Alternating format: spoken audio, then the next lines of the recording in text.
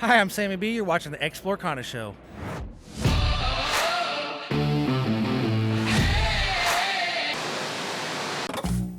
Hey Explorers, this weekend is the release of the newest Lorcana set, Sail the Azurite Seas. Today I'm going to be talking with my buddy Sammy B. We're going to be looking at a bunch of cards from the new set, rares, super rares, legendaries, maybe some commons and uncommons that stand out to us. We're not going to go over the entire set, we're just going to go over the ones that really stand out, the unique cards that we think are going to have the most effect on the metagame going into Continentals in the next month or two. So yeah, let's get into it. Okay, Sam, how's it going? It's going great, Hal. How you doing, man? Doing pretty good. So we're gonna take a look at some Azurite Seas cards. Not all of them. We've picked out some commons and uncommons we're gonna go over, and then we are gonna go over all the rares, super rares, and legendaries, all the good stuff, all the exciting stuff. Anyway, cards you may Yes. think are good. Good to be seen. Yeah. So I'll say before we get into that, it's like I know we've been doing a lot of testing with the new cards, getting into the new constructed format, and every set that comes out I get all excited. I start brewing all these crazy decks, and then I just lose to Be Prepared, Red Purple, now Yeah. Diablo, Steel Song. Those decks are not going anywhere. Yes. You're gonna have to do something pretty crazy to break through all of that, but there are some good cards in this set and some things that are take some time, and maybe some more sets to come out in the future to make them competitive or viable. But yeah, Basil, first card. I think this is probably the most talked about uncommon in the entire set outside of maybe Sail the Azurite Seas, but this card's way more exciting than Sail the Azurite Seas. Um, so yeah, I mean, when we first saw this, we're like, oh man, it's time. Green, blue, it's broken. It's finally, we get to do it. How Yes. are you feeling about Basil right Yeah, now? I mean, Basil is definitely the card that I was highest on at first view, right? Like the first Yeah. time I saw it, I was like, this is the best card in the set. I'm gonna morph, I'm gonna play Prince John, I'm gonna shift this guy on him, I'm gonna sing Friend Like Me, I'm gonna make you discard your hand, draw three. And all that I think has turned out to be maybe a little pie in the sky. It's still to Yeah. be seen whether like a Emerald Sapphire ramp type of thing will work. But now back on reality, well, it's like we're maybe just gonna slot two of these in to Green Steel as our extra shift, as like our Yeah. Tinkerbell slot now, and it's just a late game menace. Like you're not beating this card in the late game, is how I feel. Especially the Prince John deck. Yeah, it's like a lot of times green steel will get like half cards out of your hand. It'll get you down to like two or three against something like red purple. This could be a good card. Like you've already gotten the Be Prepared out of their hand. You're not worried about them wiping the board.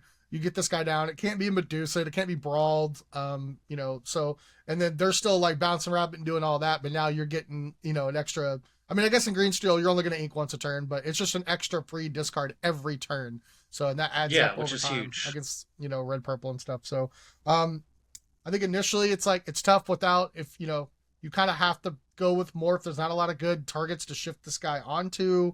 Hmm. Um, yeah, it's just I don't know. He seems a lot more powerful than he actually is, and I could be wrong. There could be a deck of Continentals that just plays four of this and it's busted, and we just didn't figure out exactly how Yeah. to put it in. Yeah. I mean, my first thought. I've been trying to play Friend Like Me since it came out in set three. That's one of my favorite cards Yeah. in the game that I've Same. never gotten to play. And it just mirrors a type of strategy in other card games that I've played that I was a really big fan of. I think we just don't quite either we don't quite have all the tools for it to be good enough in this game, or this game just works differently to where giving your opponent three extra ink that they get to use first might just be too good, especially in a deck like green blue where you don't have Yeah. enough interaction, or it's all conditional, like you know Right. under the sea is what it is. And you know and a lot of the aggressive decks now are like steel based with guys that have like three attack or four attack Right. where they don't Yeah. even get affected by muses and all that good stuff. So yeah, I mean probably the most powerful uncommon in the set for sure. Yeah. But yeah, you One of my experiences playing Emerald Steel is that for me, my experience playing Emerald Steel is that it is a control deck, really. I'm yeah, trying to stop you from doing your game plan. I'm trying to make you discard your good cards before you use them, and then I'll clean up the mess after that.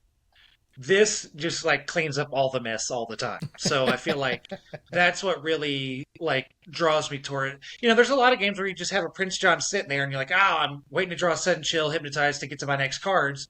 where now you have that in the engine form, where you can just keep it going every turn. Yeah, for sure. All right, what was the next non-rare Next card is you going to be had? Sail the Azurite Sea. Oh, nope, that's not it. Sail. Da, da, da, da, da, da, da, da, da, da, da, da. Yeah. Dum, dum, dum, dum, dum, dum. Sail, sail the Azurite Sea. It's cost 2. You get to ink an additional card. It has to be an inkable card. It's not one of the like T-Pos or Fishbone Quills effects. It does have to be inkable. And then you get to draw an additional card also. I think immediately when I saw this, I was like, oh man, this is just like the best version of T-Po and One Jump Ahead. And then you look at it and it's like, well, One Jump Ahead's card off the top of the deck, so it's like you're kind of at the same. It's the same card advantage as One Jump Ahead, but Sail lets you have more. You get to choose which one you want to do. Is like One Jump Ahead may put like your Lucky Dime in your Inkwell or something that you didn't want to do. Sail you get to choose, but if it has to be inkable. Tipo is like card disadvantage kind of, but you get a 1/2 in play, so I think people immediately thought, oh, this is like way better than Tipo. But against some matchups, like if you're on the draw, especially, you play Sail on turn 2, and your opponent is like already got 2 characters in play, and you didn't, you could have done Tipo instead. You can start to get really far behind. But well, what do you think about Sail? I'm a huge fan. It's definitely my favorite of the 2-cost ramp Oh cards shoot, he's like between One Jump Tipo and you're kind of Sail. breaking up for a sec. Yeah, I think my internet Okay. connection right now. Might just wait a second. Okay, that seems better. Yeah, so I'm actually a big fan of Sail the Azurite Sea. I think it's the best of the 2-drop ramp cards now that it's coming out between Tipo, One Jump, and this. I like this the best. It has the downside. They all have a unique downside. One Jump's Yeah, uninkable, but you get to sing it. Tipo's inkable, and he's a character, but you have to ink from your hand, putting you down a card. And Sail, you do not get to ink an uninkable. And so you're going to have to build your deck with, maybe less uninkables. You don't maybe get to play your 4 scars or, big bunch of big Mufasas. But I think your deck is just going to be much more consistent in that, if you're looking at it, let's say a blue-red deck or a blurple deck where all your ramp is Tipo and Sailed Azurite Sea, you have now 8 inkable ramps that you get to draw towards in your opening hand that also late game are ink, which I think is really the best combo to have. And with that, Sail being the best of them all, because late game, it's a cycle. And so you get to cover your most important base, which is early ramp, in a way that's just as good as the other two, but it's way better late game. And it's one of those cards where the others are terrible in multiples also. And this card is fine in multiples because it replaces itself. You'll get into these situations where, turn 3, I just played double Azurite Sea into a popsicle, and my hand is still the same amount of cards, but I double ramped, and I'm still going to get to higher ramp next turn because I got to play my item with my ready. So I think it's gonna be ubiquitous with Sapphire going forward. yeah. I think Sail also something. It's stronger in a deck with a lot of 1-drops as well, because like unlike the other two, you get to immediately play. You're just inking again, so you can still use that 1 ink. So in a deck like Blurple, where you're just like play a 1-drop, turn 2 Sail, play another 1-drop. Like you're not even behind. You're like Right. Yeah, you in don't fact lose the ahead. tempo. Yeah. So Yeah. yeah. And then to like the later turns are so much better. There's still situations in blue red where you have your turn 2 ramp, but you need another ramp throughout the game to get to 8 to Sisu or to get to your B prep on time. And this is also the best at that. It's cycling you towards those cards and also only costing 1 on that turn because you're going to Yeah. get the untapped ink, spin it again. So this is way better at like, oh, I'm gonna sail the Azurite Sea into a Mama, Grammatala. Like those turns are a lot more smoother. Yeah, for sure. Cool. All right. What's the next one you got? The White Rose.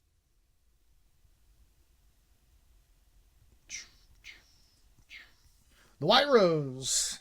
It's kind of like a mini Merlin goat. Three Yeah. cost 3/3. Quest for 1. When you play this character, you gain a lore. Um, yeah, I don't know. Every I don't know, rose man. has its thorn. I think where of do you this like, where do you think this goes? Because like we were playing some games with Blurple yesterday, and our whole goal with Blurple was like ramp on 2 and then play like a sick 4-drop on 3. And I was just like, I'm never gonna play this card and that type of yeah, strategy. But where else yeah. could you see this going? I think it auto slots into aggressive purple decks, so yellow purple auto. I Okay. think it's like probably auto include. It's just like probably one of the better 3 drops they have. Once we get to like rares later that do crazy stuff, but just like inkable 3 drop decent, like that's pretty great for the aggro decks. And then if any of the purple mid range want to go more towards an aggressive route, or if the meta Mm. gets to where okay, Merlin Crab is not the 3 drop you want, maybe Maleficent is not the 3 drop you want. Rose is going to be that 3 drop. So I think it's going to be just another tool in the toolbox for, red purple. If, oh, this weekend I need to be more aggressive, I have that option now. Yeah, and something we said where it's I think one of Red Purple's weaker matchups, something like Steel Song, and that's because they can like keep your 1 and 2 drops off the board early. And so a lot of the times, like all Red Purple has to do on turn 1 or 2, and even turn 3 is like play some of these 1 drops that just immediately get shot by a Cinderella. And so then they can't get their 3/3 snake in play to start like fighting back on the board. You still don't have a 2-drop in play. It got banished as well, so now I can't play my Fox.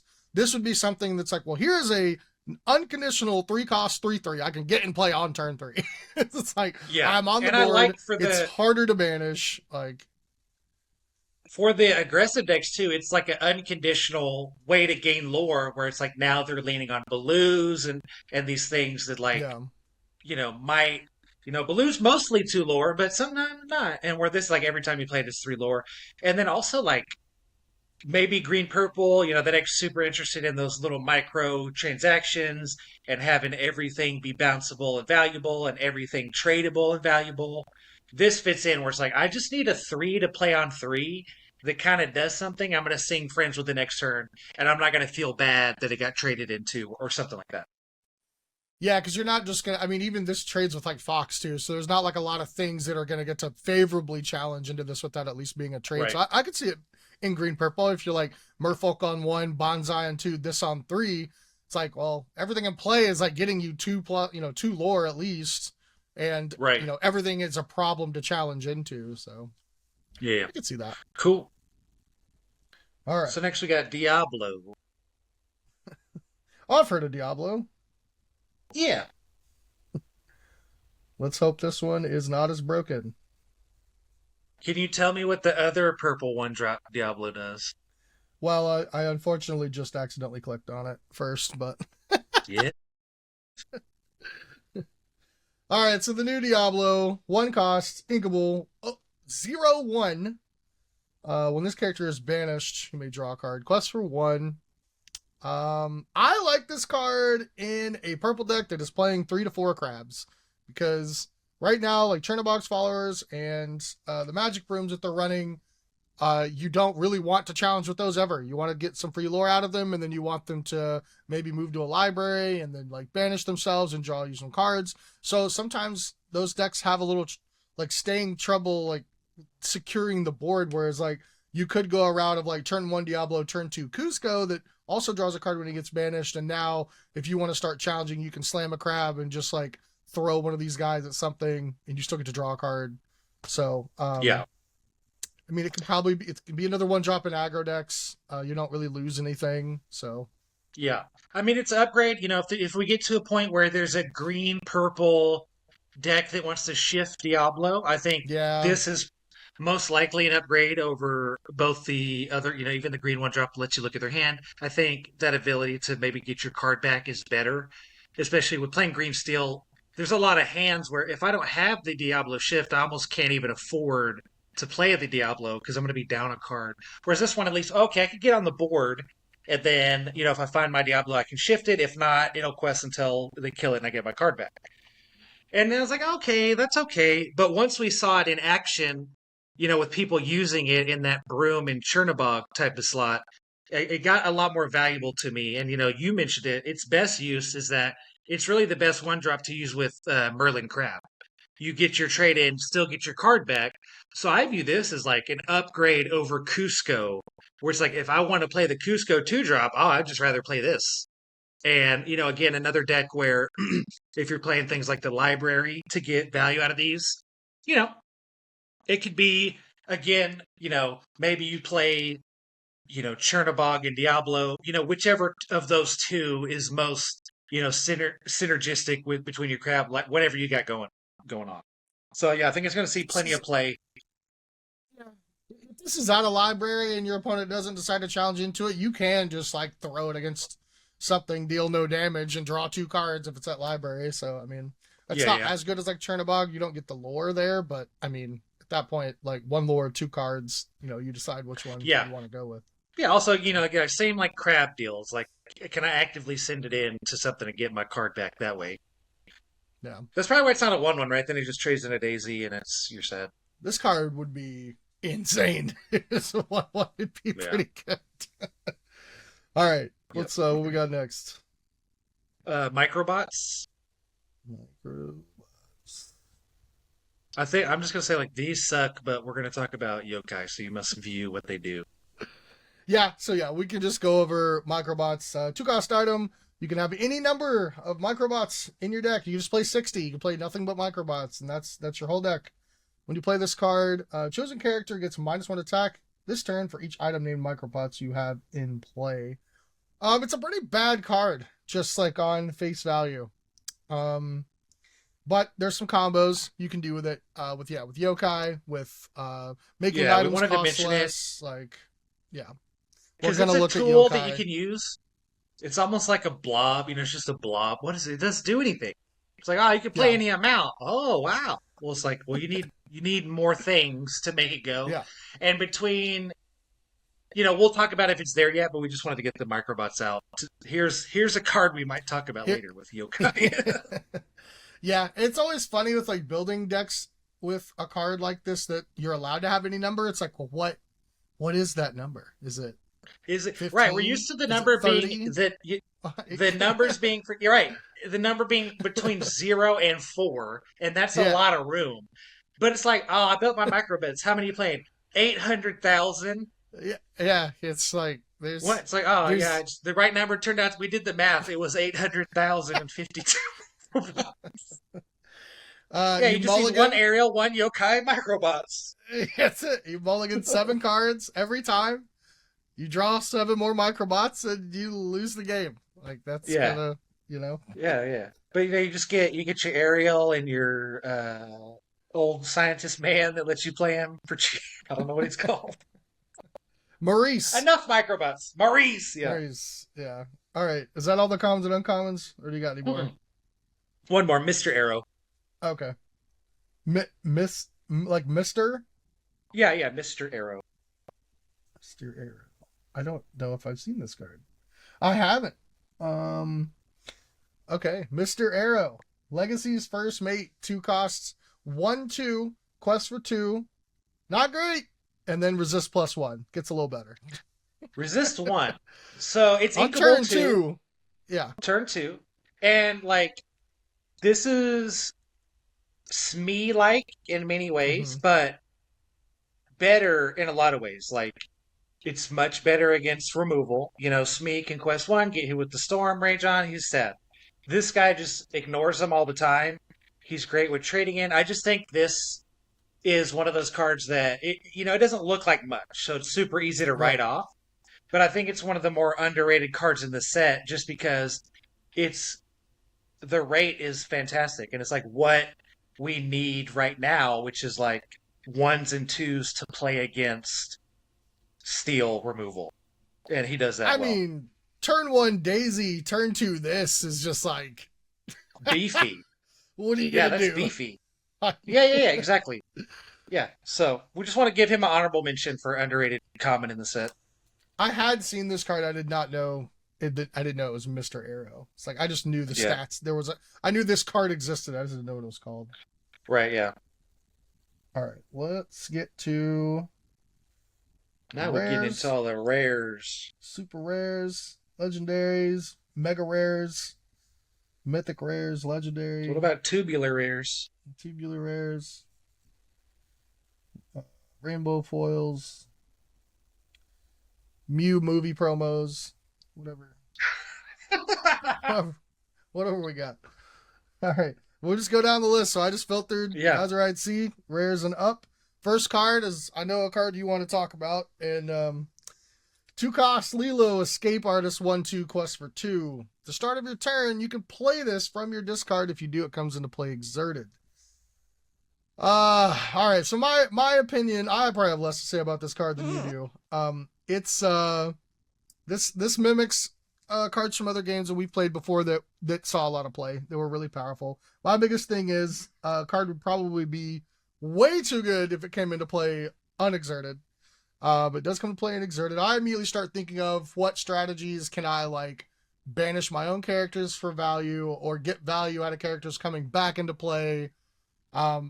Personally, I think just the effect of having a recurring 1/2 that quests for 2, but it comes back in an exerted is probably too slow and not impactful enough just on its own. I think it's going to need to have an engine or something to go along with it. But what are you thinking about Lilo? Yeah. I think it's pretty much, I don't know, like if yellow purple aggro is ever good, it's going to be because of this card. Like Daisy Duck is super powerful. This card is as powerful, just in a different way. It's not fast. It's fast enough. It's a 2-drop quest for 2. That's pretty much what we're looking for. It's obviously not a piglet or double 1-drop, but it fills that in, and then while it comes in and exerted, and it gives you something that, oh, I can deal with that every turn because it's going to be exerted. I'll just challenge it every turn. It gives you something also that you need to deal with every turn, or it's going to get me lore. And while you're dealing with that, I'm using my leftover ink to play, hopefully I'm going to, turn 4 or 5, whatever, play this Lilo from the discard, play another 1 or 2 1-drops from my hand. Okay, you answered the Lilo. Okay, same thing next turn, just every turn. And, imagine as a blue-red player, you're trying to, they're at 18, 16. They're trying to get, you're just trying to stop them when you get to 20, and they have 2 of these in their discard pile. It's like every turn I'm putting these in play. Good luck. You're going to have to deal with these every turn. You know what I mean? So I think, and the fact that you get all of that out of an inkable 2-drop that quest for 2. That's a lot. You're getting a lot for 2. That's Yeah, inkable. Like this card, like exactly. screams not inkable to me. So I think it being inkable really ups the power level. I just don't know. I'll have to see it. I'll have to see it in action. We will see. I've played a lot of yellow purple aggro, and I feel like maybe against red blue, but like other decks when you don't just run away with the game and you get behind, they have like 15 characters in play. So like they're gonna have no shortage of like a thing to just run into this 1/2. Yeah. But maybe that's not the matchup it's for. You just ink it in that matchup, play 2 1-drops and move along. And this is a That's card another good for point. slower control decks where you need the Yeah. recursion. So And see, that's where I think, and maybe this might be like the difference we're at. That upside of like, oh, it's insane in this matchup of whatever matchup is like worst case scenario, it's your 2-drop quest for 2. Like that's yeah, not that yeah, bad. and then you Like just obviously that's not never what you're looking for, recur but it. I mean, yeah, yeah, exactly, yeah. yeah. So, all right. Precisely. Who we got up next? We got Winnie the Pooh, Honey Pirate.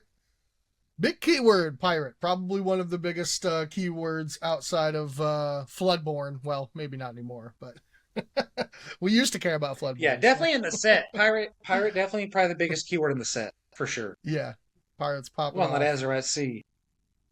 2-cost, unequal So 2/2 yeah, quest for 1 with support. Whenever this character quests, you can pay 1 less for the next pirate character you play this turn. Pirates are all over the color spectrum in this set. yeah, One of yeah. my favorite pirate cards in the set we'll get to in a little bit is green. And Right. up until this set, pirates have mainly just been like ruby and steel. And so it'll be interesting to see. And like the problem is John Silver is just the best pirate, not even close. So it's like any Yeah. other pirate deck I'm working on, it's like, all right, it's going to be X steel. Like, because John Silver's like the reason to play pirates for them. I think, Right. at least that's been the case so far. Maybe something Green else this set for comes sure, out. and there's like we'll get to something in green that's like this is really the payoff for pirates of like this is the Yeah, biggest pirate thing you can do. But yeah, for that, you're right. Like I think that being spread around all the colors hurts a lot. And like this Winnie Pooh, even if it was inkable, I don't think it would be good. It's just 2 drop, 2/2, quest for one. It makes your next guy cheaper. It's like okay, you get a one-time discount once for only pirates. I don't like it.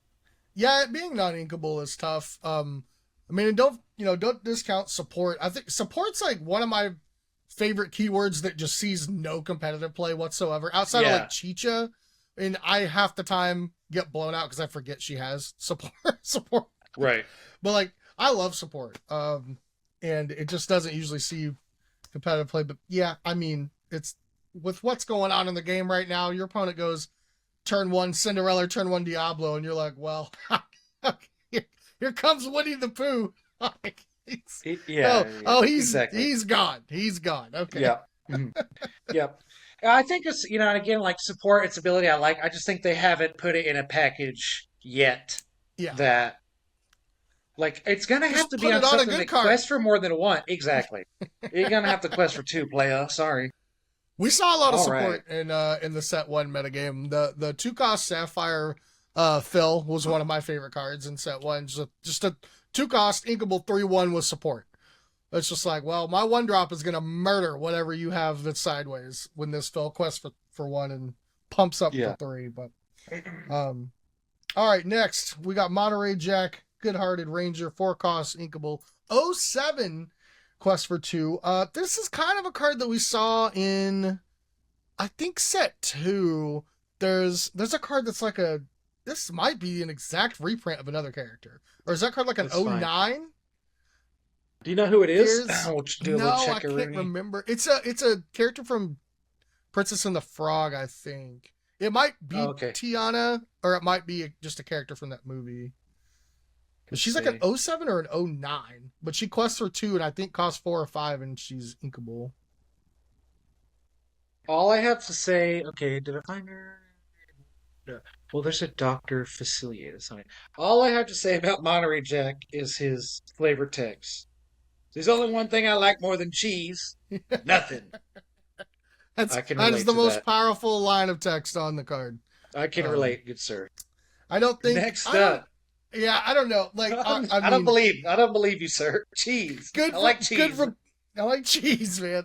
Good Rapunzel target.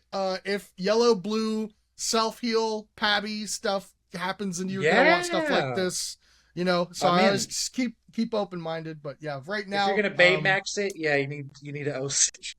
yeah, you're gonna need 07s, man. Or if we Our ever next get a card. card, if we ever get a card that lets you attack with their willpower, then Yeah, oh yeah, that or give other guys support. There's yeah, something like that already, right? Or not support, bodyguard. Excuse me.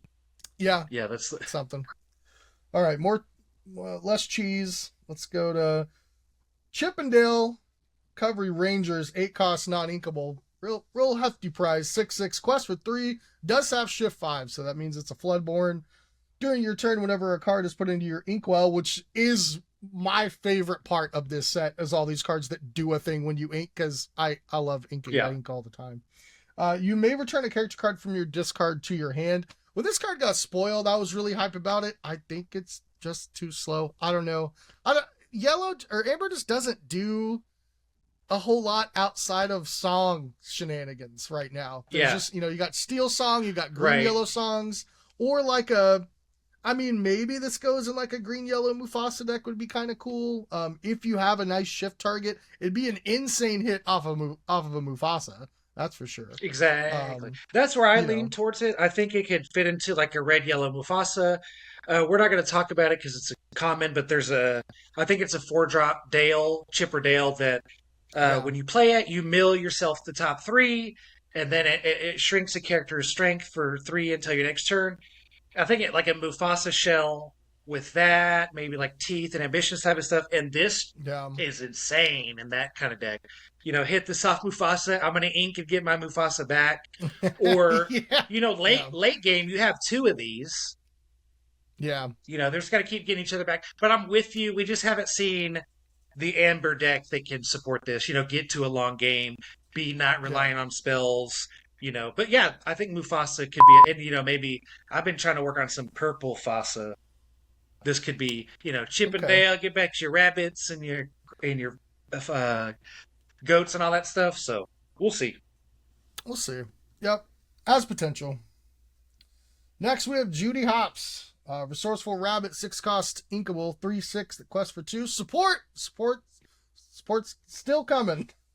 At the end of your turn, you may ready another chosen character of yours. There's a few different effects in this set that do that as well, and this might be one of the weaker ones of that effect, but it's pretty good stats. 6 is expensive, though, so I don't know where this is going. It doesn't have shift outside of a Sapphire deck. Like, I don't know that a normal deck just slamming this on turn 6 is Yeah. where you want to be, really. And there's just Yeah. better cards we're going to see real soon that have this effect like times 10 that are Yeah, cheaper. they have a better version.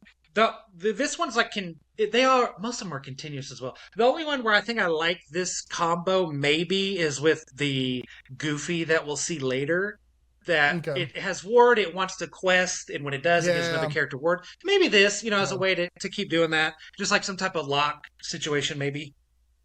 Yeah, for sure. Well, yeah, you just have them both there. Yeah, that's kind of interesting. You would have them both there with ward, so that could be maybe some type of lock Yeah. because he could just quest, give her ward, and so then the turn you pass, they're both ready with ward. So maybe Yeah. there could be something there. Yeah, other than that, I agree. Just below rate on the ready your stuff in Yeah. a turn.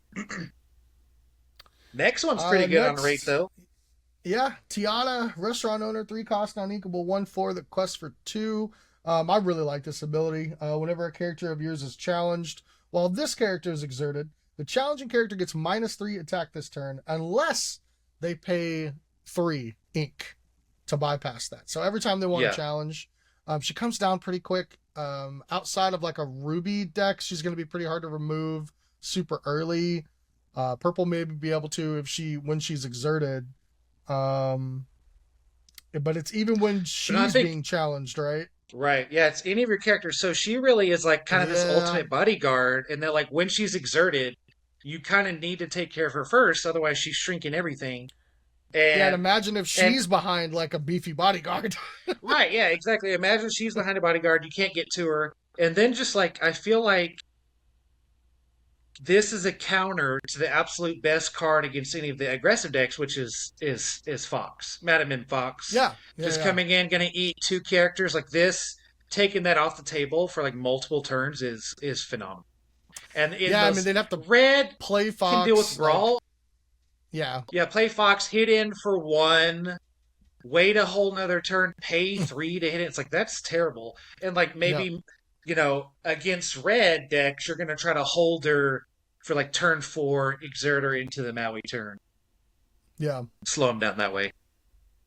So I love it. I think it goes into yellow purple aggro and it will help that deck out. I don't know how much higher it'll push it in the metagame, but I think it will help.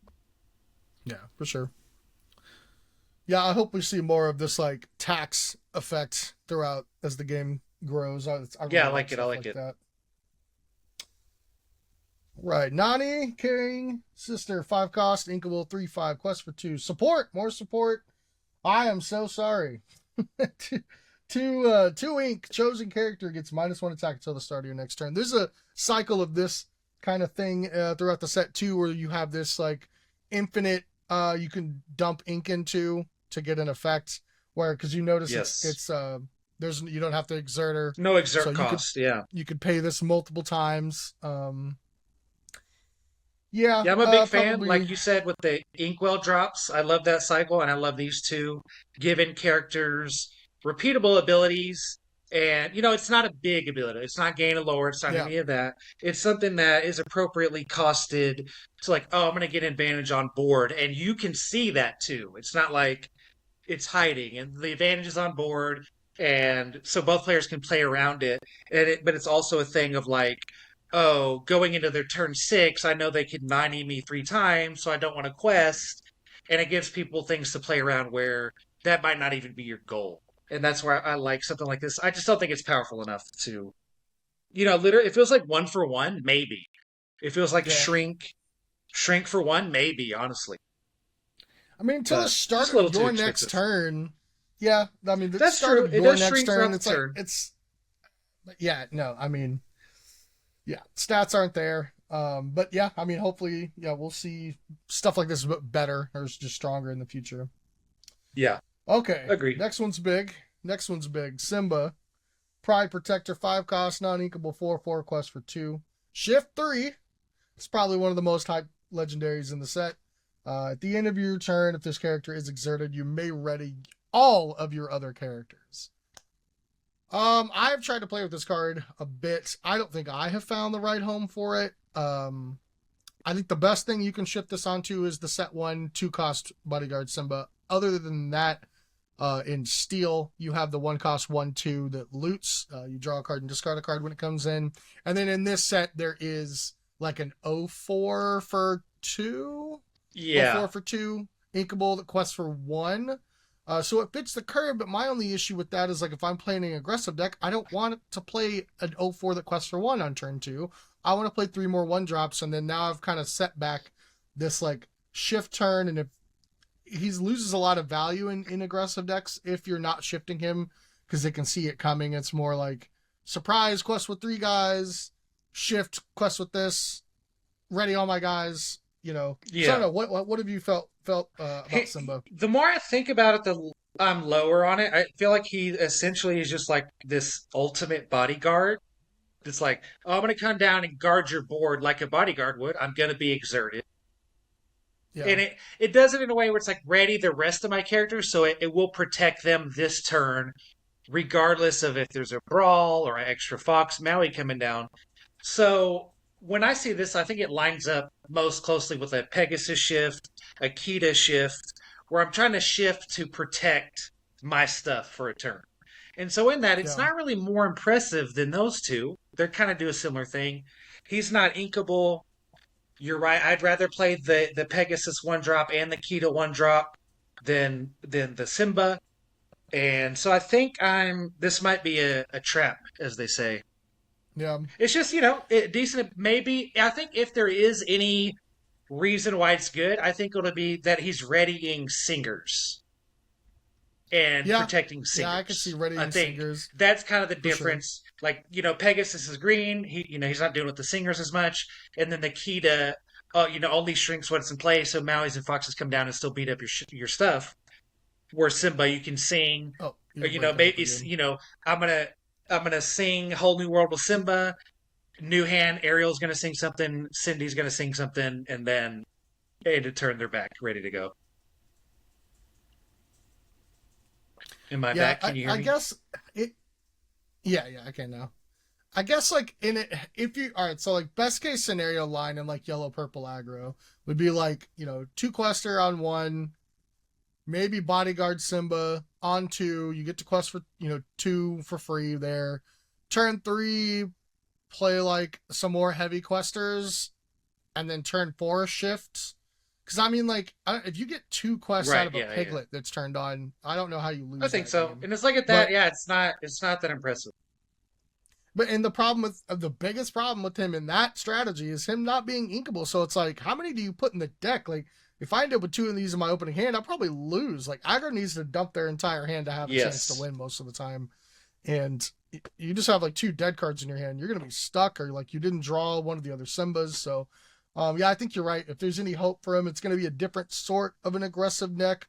Maybe in a steel version that doesn't have to go as fast, or in a deck with like singers and you're Yeah. like protecting aerials and stuff is pretty good. But It's pretty good. The only other I'll give it is that there might be like yellow green shift deck that like Kita, Pegasus, move on. Because like again, once you get to like a maximum and you get capacity of these morph. things, it gets strong. You get morph, and then Yeah. this Simba is super good if you get 2. Oh yeah. You get 2 down, Yeah. that's really hard to deal with. So Yeah. yeah, but other than that, amen. Okay. All right. Here we go. Kanga, Nurturing Mother, 3 cost, non-inkable, 2/4. Quest for 1. Whenever this character quests, another chosen character of yours can't be challenged until the start of your next turn. It's an Yeah. interesting effect, but I mean, she's just the stats are awful. So I mean, Yeah, I think if she was better and like if she quested for 2, I'd be all over this card. yeah, But now, the way it yeah, sits now, I kind of just view it as a worse Tiana. Very similar effect, but just worse. yeah, yeah, for sure. Worse rate. Obviously, the effect is better, but it's such a worse rate. It's just and not Yep. equal to. It's like oof, Yep. Mm-hmm. rough. Mm-hmm. New Jim Hawkins, 7 cost, inkable 4/7, honorable pirate, more pirates, and he's a captain, pirate and captain. So captain's another big key word we've seen for Shmi in previous sets, and I think there's a couple other cards in this set that care about captains. But he's got bodyguard, so he's pretty beefy with the 7 willpower. Quest for 2. Whenever you play this character, look at the top 4 cards of your deck. You reveal any number of pirate character cards and put them into your hands. Put the rest on the bottom of your deck in any order. I like everything about this card except his cost. Yeah, give him shift and I'm in. Yeah, yeah, because Give him man, shift and I'm in. Otherwise, it's just too slow. Like, a pirate deck is I don't not. know. Is not they don't even want to be around at turn 7. They want the game to have Right, been exactly. over most of the time. Yeah, And most of the pirates we've seen thus far want to be aggressive, want to be questing, are not card advantage oriented. This is card advantage oriented plus, like, I'm valuing my board I played before turn 7. It's just like, what? I just yeah, don't you would like need this some is a like cost powerful card. It reduction. just doesn't fit. Yeah. If you need cost reduction, Yeah, you need a lot of really good pirates because this thing needs to be hitting 2 yeah, or it's kind of rough. So I'm just out for now. yeah. Up for now. I think down the road, definitely. It's. I mean, it's everything about this card is sweet. It's just 7 is that's just too much Yeah. right now. I Yeah. think. Yeah. All right, on to the Amber action cards. 2 cost, non-inkable, safe and sound. Chosen character of yours can't be challenged until the start of your next turn. So it's literally just an action version of Kanga. Yeah. It And is. Yeah. don't, Exert Mama Kangaroo. yeah, don't think it's worth a card not being inkable. Not yet. There could be down the road some sort of a combo deck that really needs to protect like one specific character, but it's gonna be pretty Right. niche and it's just not worth the card. I'm pretty upset that it's a rare. Yeah. Just gonna open your Pooh pack and just pirate like, ship. Oh, that's yeah. that was my rare. Okay. Pooh pirate ship, 1 cost item. Make a rescue. Exert this item. Pay 3. Return a pirate card from your discard to your hand. Oh man, too expensive. Just unless You there's know, some it sort is. of like pirate ramp deck at some point, I'll maybe be honest. yellow, This card is blue. actually nuts. This card's Nuts. actually insane. Yeah, bro. I mean, the pirates have to be good, but if you think about a Oh yeah, repeatable Hades, that's he's not a really good. pirate. He's not a I know. I'm pirate. saying like you have to have the right pirates. I don't know. Oh sure. Okay. Imagine this just said return a character from a like this card would be the best card in the game. Oh, Like the card would be insane. Just repeatable, get a it, dude back for 3. yeah, yeah. But I and mean, so it'll getting be back that limited. Jim Hawkins, getting back at that Jim Hawkins, if we got to that sort of a late game, like 10 that's the kind lower, of baby. 10 ink. that's the that's the kind of stuff that like Amber decks like look like they can set up. They're just like games don't go that long right now. Like Right. all Yeah. the top decks Exactly. close the game so fast. So Yeah. It's like if I look at Amber this ever card has and a I go, way, this card's insane, but there's not the pirates to support it, and you don't have enough time to use it. But you like just don't have otherwise, enough like oh, time this yet. one Yeah, drop repeatable, get a dude back for a decent rate. Like that's insane, actually. yeah. So it's one of those that'll probably just live on the fringes, and then they print like a pirate that's insane, and it's like, oh my god. Like imagine this card if just like Rapunzel was a pirate. It's like, I don't know if you would even still play this card. I just don't know if you have yeah, time. yeah, yeah. Maybe I mean, Mufasa Amber plays Hades. Sapphire That's my eventually. only. Yeah, yeah. Yeah, yeah, Which yeah. like yeah, blue, yellow. Like this idiot is a pirate. Get it back every turn. It's like, oh Get god. it. Just keep getting it back. Yeah. On to the locations. Sugar Rush Speedway finish line.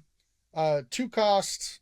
6 to move. 6 ink to move. 7 willpower.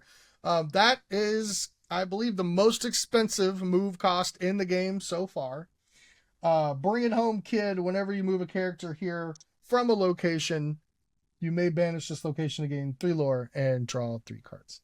It's Yeah. pretty much you can pay 6 to move a character here, but they already have to read another location. You're trying to cheat with this card, basically. There's the other Sugar Rush Speedway, the starting point or starting line, where you can exert a guy, deal a damage to it, and bump it over to another location for free. You've got Tuck Tuck that can move it over for free. You've got a handful of actions that move characters to a location for free. Now, the biggest thing is they have to already be at another one. So they got to be at another location first. It's a really powerful effect. It's a lot of setup. I hope this card is playable. I hope it works out. We've tried a bit. I feel like we haven't put a ton of time into it, but we played like 2 games of this deck. Was like, this is not even close to playable. The problem is that like all these are early game cards. Like, the Sugar Rush Speedway, the starting line as well. One cost an inkable red location, and then like the Mickey Mouse we'll see later, like fits in right with all these stuff. But it's not a late game strategy. Draw 3, gain 3 lore is not that good on turn 2. Like obviously it's good, draw 3 cards, but it's like that's not going to get you ahead in the game. I just spent my turn to gain lore and draw, and now I don't have a board, and it requires so many pieces that I feel like it's not even almost worth it. You need multiple locations and at least a character.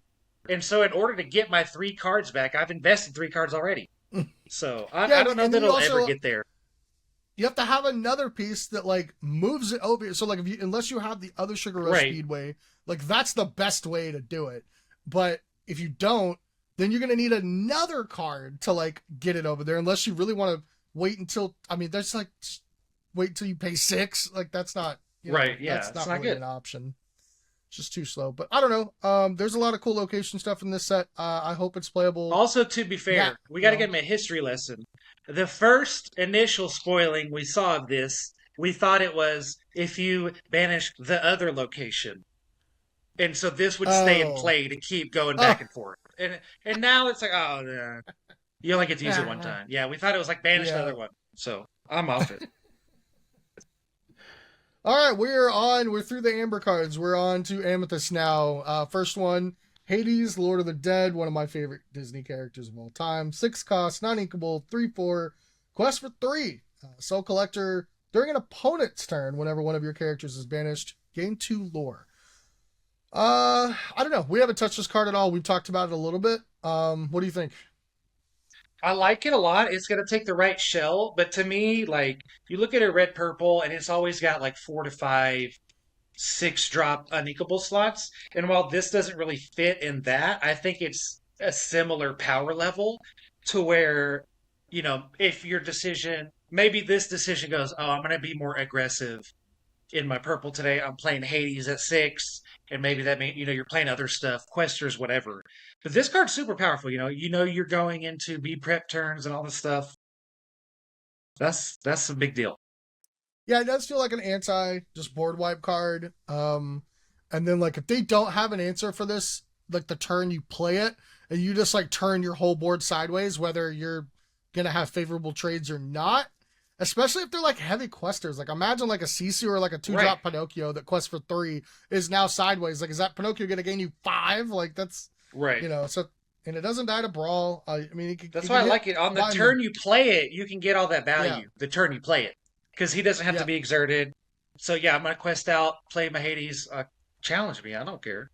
And then if they just like ignore everything, he quests for 3. So exactly. Then you're just like, the game's probably over. Yeah. This is the type of card, Tatiana, and like a few more I see where it's like the yellow-purple aggro is just going to go a little bit higher up the curve now to be able to push across. Go heavier to where they can like set up these board states that just like are too much. You don't have to play, have to play 12 non-inkable 1-drops and that's your whole deck. Exactly. Yeah. Exactly. Up next, we have one that might fit into some more purple mid-range, though. Yeah. All right, take this one. I'll do it, yeah. Might have been Tiny Adversary. She's an inkable 0/3, quest for 1, challenger 1, and she also has the Zim Zabarim Bim ability. Your other characters get challenger 1. Do you think this little boost is going to change the way purple decks are built, or is it going to stay the same?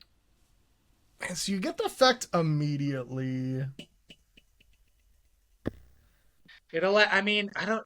It allows a Rafiki to trade into a Daisy, but other than that, I don't And know it's like what else purple it decks does aren't big. even. I mean, I guess it lets you trade like a 1/2 into a 2/2. I don't. Yeah, I don't know. I just don't think it makes up enough difference in places. Yeah, I don't either. And then it's like really bad to quest with this card. Like it's kind of just get knocked out for free Yeah, it's basically. terrible. So Yeah, it's almost like you need this like passive effects to matter. And if right. it doesn't, And then it's it just seems like rough. not. It's gonna be hard for it to line up. It's a really bad top deck too late game. Like Yeah.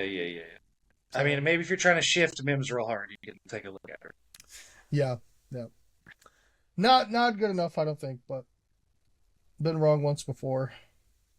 Just once. 9 cost. Good lord. Yeah, just once. Rafiki, Ethereal God, 6/6. Yeah, 9 cost non-inkable. Shift 7.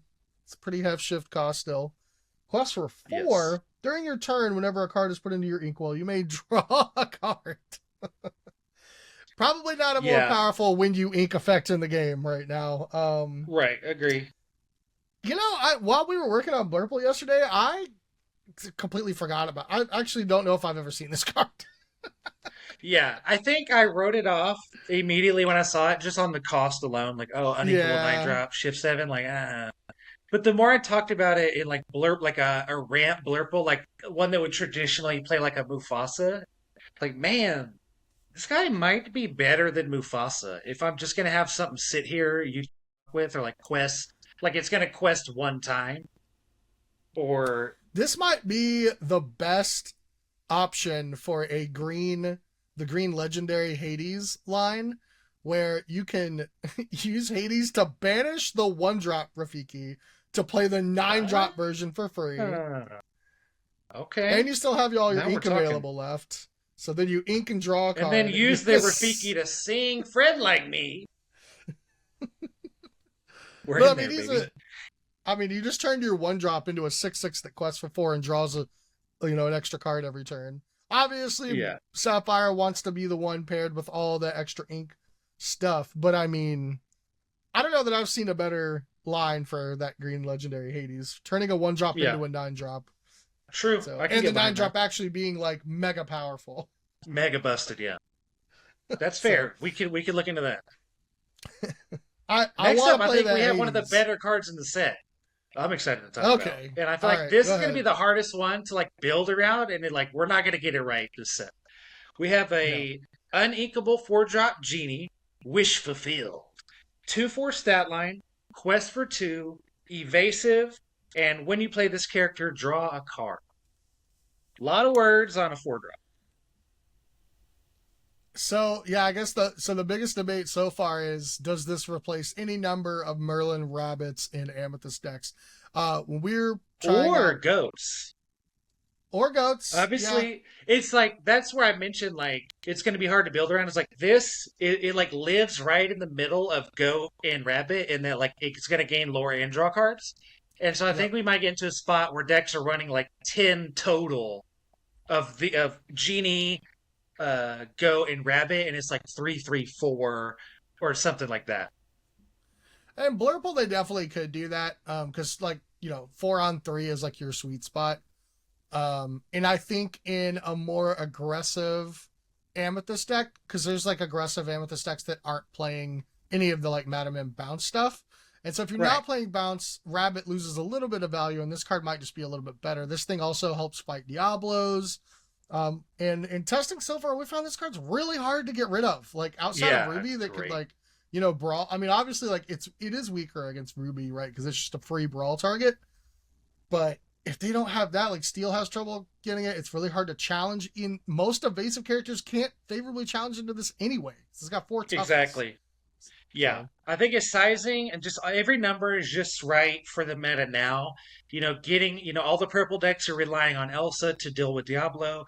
To have something that fits, in that slot, a curve under, in a card that you want to play because it's good, I think that'll be yeah, a big help for them. And so, yeah, it'll probably be, yeah, trying to figure out what mix of Rabbit and Genie it is. And then, like, between Genie, Rabbit, Fox, and White Rose, now you have, like, if one of those directions is strictly better for your deck, you can load up on that. Obviously, Yeah. the card draw ones are linked with being uninkable, but like, there might be a purple deck out there that's like, I got to turn my 4 goats into 4 rabbits, and now I have 8 rabbits, and like, oh, now my deck's great. So I'm Yeah. excited to see what he'll do. Yeah. Definitely one of the more powerful cards in the set. And maybe not as talked about too much. I really Yeah, didn't yeah. know I feel so like much he's slipping a until little bit the under the other day. radar. Yeah.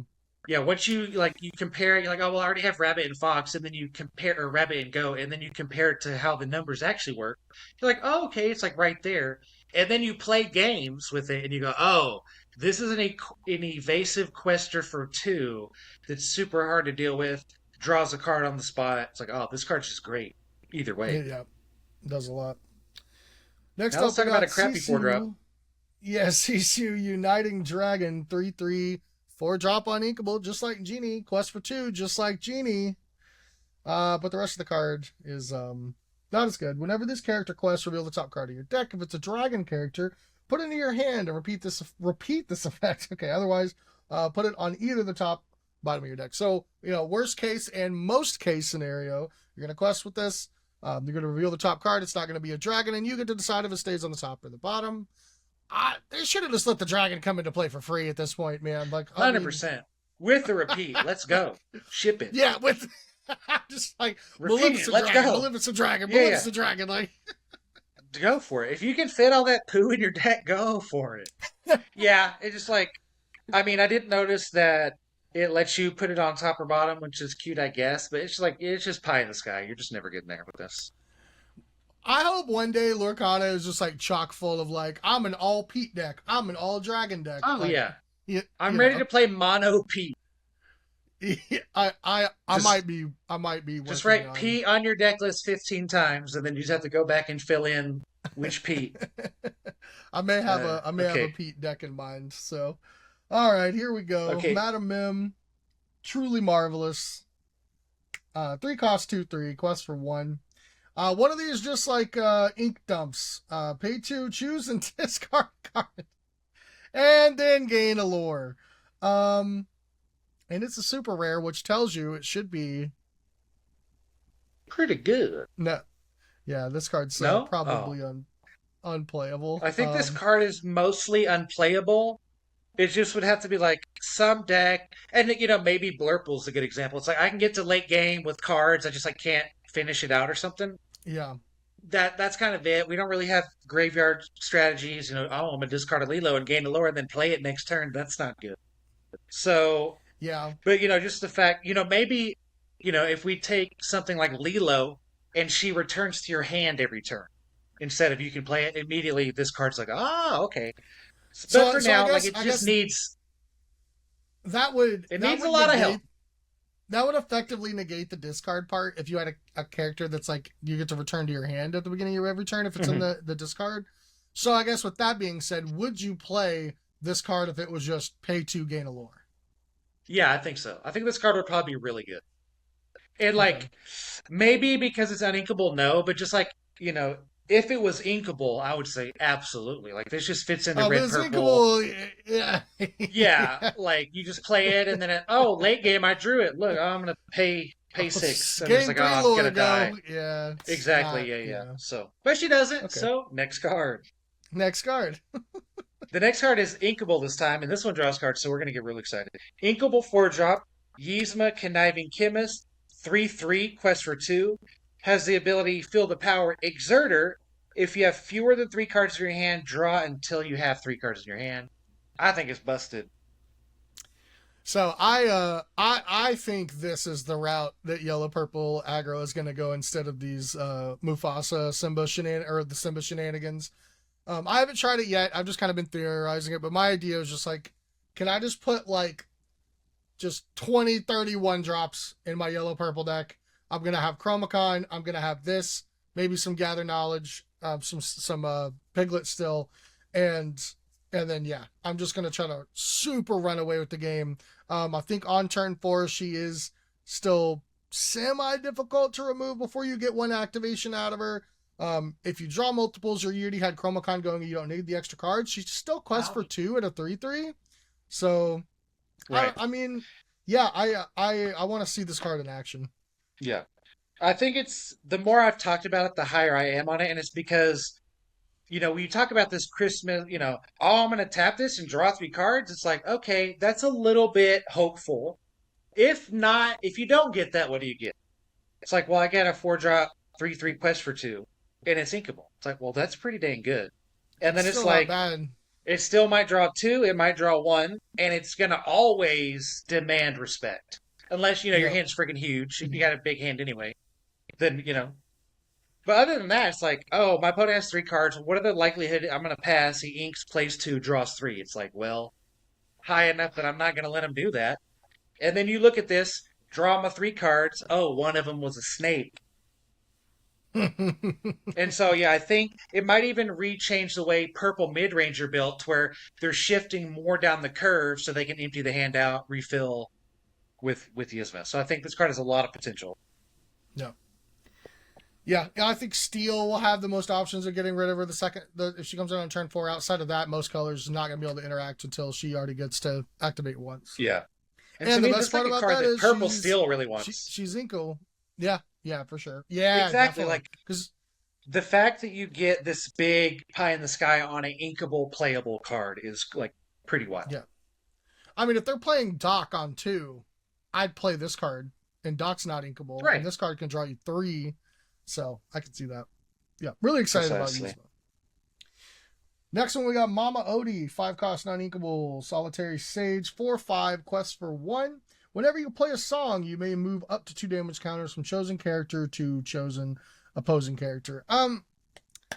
Not good enough. I think the moving damage counters around effects. I'm a big fan of it. It just doesn't really play out usually how you want it. I think the super rare Amethyst Bell from last set, where it's just like a good statted card, it's inkable, and it has that added bonus, is nice. But we haven't really seen just like putting move damage counter effects around just indexed, because there's a Yeah. lot of matchups where that's just completely irrelevant. So A lot of matchups where it's terrible, and I just feel the payoffs aren't there. Like we need a character, we have Pabby at 7 when you like gain 2 lore. Like we need something lower, like a 2 or 3 drop when you move damage, draw a card, these type of things. It's just like take purple's all already super good at taking control of the board, so you don't need this. So yeah, yeah, for sure.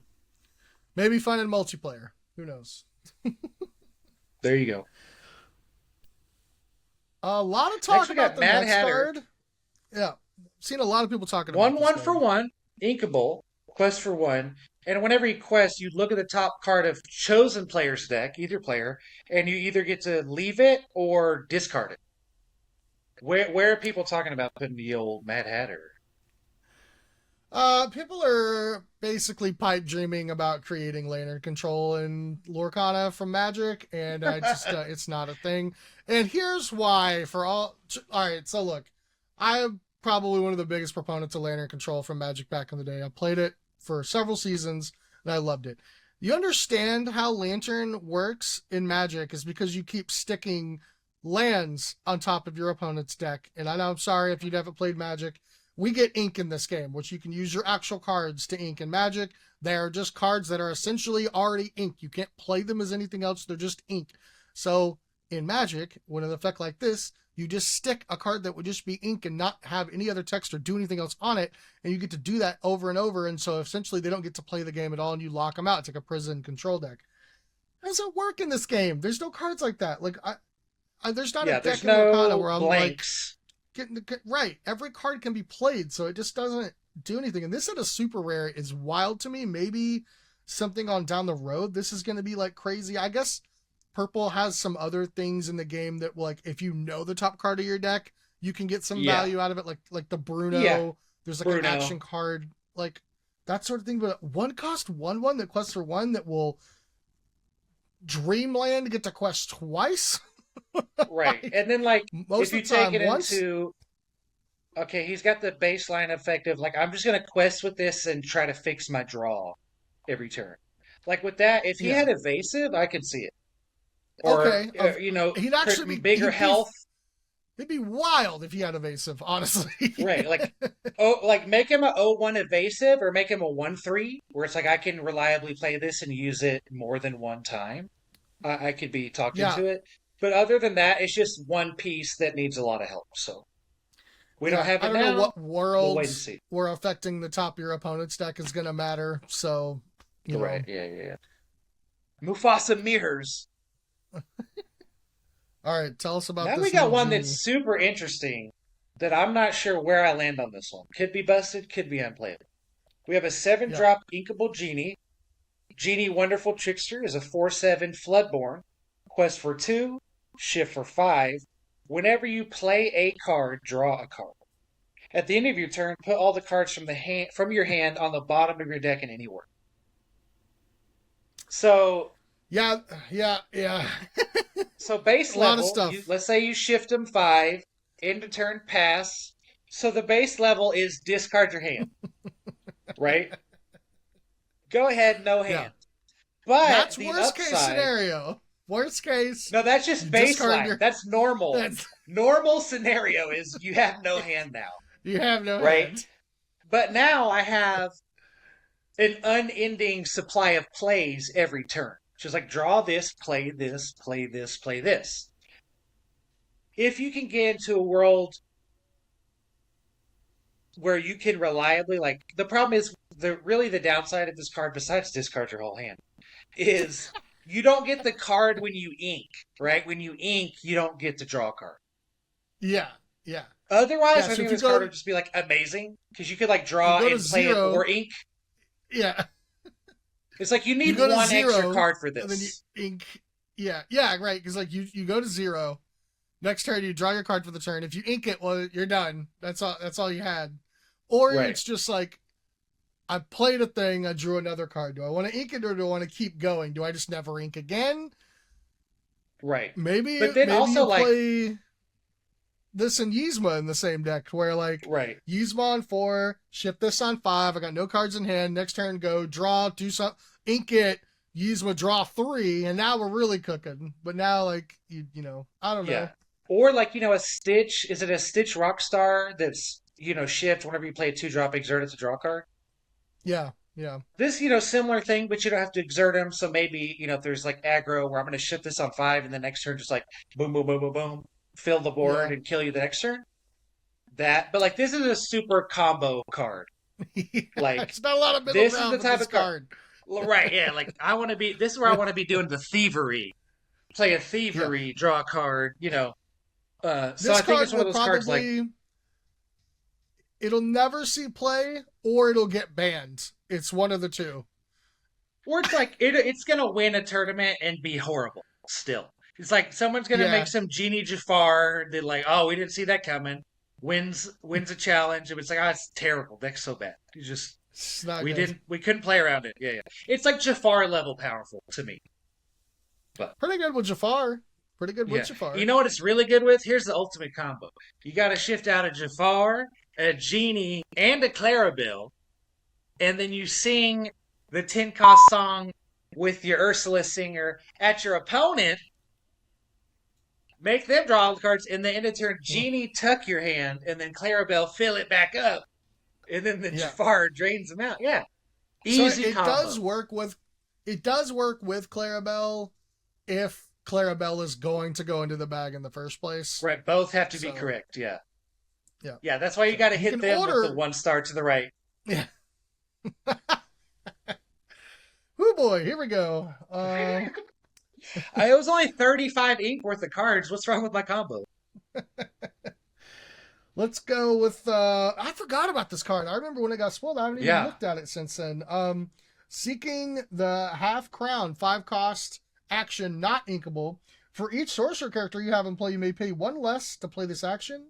Draw 2 cards. You're gonna need to play a lot of sorcerers because Friends on the Other Side is Yeah. a pretty good card. It's already pretty easy to play. Yeah. I need this card to cost 1 or 0 before I want to put this in my deck Right. because Yeah. I mean, people are playing Finders Keepers at this point, which is 5 cost draw 3. Right. Right. And this Yeah, is this is 5 a cost card- draw 2. It's completely broken in half. It just doesn't have the support that it needs yet. Because Yeah, if at it's ever zero, free, right, at zero, it's essentially the best card in the game. It's just, yeah, whatever card you think is better than this at that point, it's like, well, I have two of them now because I have free draw two. yeah. But yeah, I just think the support's out there, and like as someone who's been looking for the Yin Sid support, so I can play brooms and draw a card with my 2-drop and quest for 3. Whenever it gets there, it's going to be sick. But I think for now, it's just Yeah. not there. Like paying 3 for this is not a thing. Don't do that. Yensid is seen play, and it will be playable at some point. The stats are just insane. We just need more playable brooms, and that's all it's going to Yeah, take. we need a morph that's all character types or names at once, Yep. and then we're going to be cooking. Next, Next. here's one that a lot of people are talking about, but I feel like it's a total trap and was not good at all. 2-cost inkable item, Maleficent Staff. That, fools, is the ability. Whenever one of your opponent's characters, items, or locations is returned to their hand from play, gain a lore. Haha, nice snake! I win! I don't. Is that what people think is going to happen? If here's my take. If people don't play the 2-cost green item, the Ursula scroll or whatever, whenever your opponent plays a song, you draw a card. If that card doesn't see play, this card's not going to see play. Like, it's just you've got a hate item card that lets you draw extra cards. Yeah. Like, so this one, Yeah. like, I guess you can play bounce effects in your own deck, so you can control it, right? I can't force my opponent to play a song and I get to trigger my green item. But this one, I can force the trigger to happen. So, I mean, you can play it in with green, and it's just not enough. It's not enough. Yeah. I'm going to play this with the affects, muses and bounce all your stuff and gain 4 lore, and who cares? I wouldn't, yeah, exactly. And it was a whole card on turn 2, which is a pretty pivotal turn in the game already. Yeah. It's not there. And it's not a hateful enough item to feel like Red Purple doesn't care. They're not like, right. Agreed. That's what you did on turn 2. If it was like gain a lore, draw a card, you know what I mean? If it was like, to the extremity of like, when this is in play, do not play Fox or Snake. If it was that extreme, but it's not. It's gain a lore. Who cares? Nobody cares. I agree. On to the locations. Mystical Tree, 2-cost inkable location, move cost 1, 7 willpower. At the start of your turn, you may move 1 damage counter from chosen character that's here to chosen opposing character. At the start of your turn, if you have a character named Madame Odie here, or Mama Odie here, you gain a lore. And it has no lore value of its own. No lore value. Here's what I will say about this card. Yep, too much. It's asking me to do too much when I can just play too little. Library and Queen's Castle, and they're busted on their own. Yeah. This one's congratulations, Mama Odie collectors. Here is a location. We're lazy. We're lazy around here. I don't want to do that much work for my cards. I need them to work for me. Mm-hmm. All right, we're on Emeralds. We are finally on to green. We're kicking it off with a Jasmine Royal Seafarer. She's an inkable 3-drop at 2/3, quest for 1, and she's got a ability by order of the princess that lets you choose one of the 2 following abilities when you play her. Exert chosen damage character, or chosen opposing character gains reckless during their next turn. So we've seen, similar Lyle, is it Jack, things like this that, affect whether they're going to be able to quest challenge next turn. I think on her own, whatever, we are going to see a Shift Jasmine here in a little bit that they kind of combo together a little bit. So maybe if this is playable, it's because of that. Yeah, I agree. I really like the big Jasmine we're going to get to in a minute. And maybe you just have to play this as a shift target. And it's not the worst. The stats are pretty terrible for 3. And by turn 3, how many damage characters your opponent going to have? And that's the thing, they have to already have the damage. Something on turn 2 had to survive an attack and still be around, and then you can exert it. Yeah, so I think giving a guy Reckless will be the more powerful effect for sure, because it's just unconditional. Can force a challenge or just force them to not quest for a turn. But the more important thing is the next Jasmine we'll get to in a minute. So yeah. On to the next. For now, we'll have Captain Hook. Underhanded, 3 cost, inkable 1/4 that quests for 2. He is a pirate and he is a captain. So more pirates, more captains. While this character is exerted, opposing pirate characters can't quest. I love that we're getting pirate hate. Like pirates are just about to get so out of hand that pirate decks are going to be teching against each other. It's like my pirate deck beats your pirate themselves. And, it makes sense though, because if you think about it, if we're having a pirate battle, you know who's in charge. It's Captain Hook. Yeah. So it kind of makes sense from a flavor, the upper hand, you know? He ain't even got no hand. He's got a hook. I'm not sure. I feel like mostly bad, but the rate is like close enough. Like quest for 2, draw a card when he dies is like.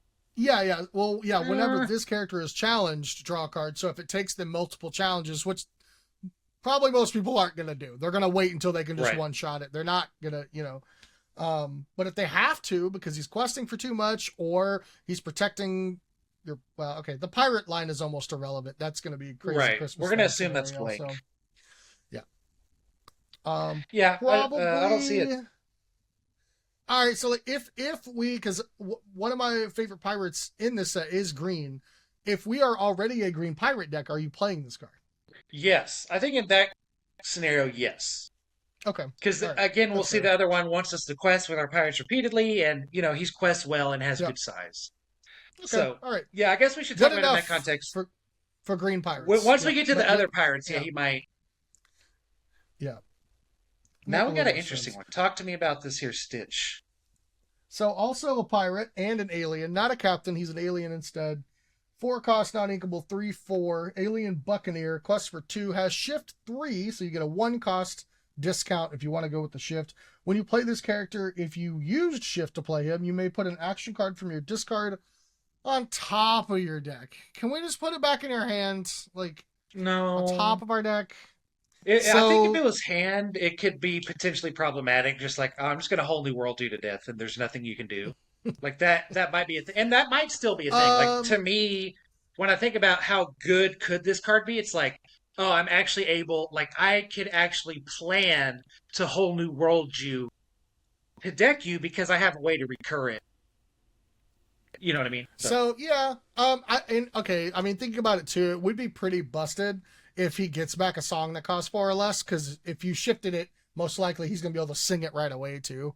So like that's kind of a lot of card advantage. I just don't want to. I like to draw unknown cards off the top of my deck. It's more exciting than just putting something back. But I guess same ordeal. In a green pirate deck, are you playing this card? No, I don't think so. Probably not. It's not inkable is the problem. I don't. It depends on if we have the shift lines. Even then, it's not.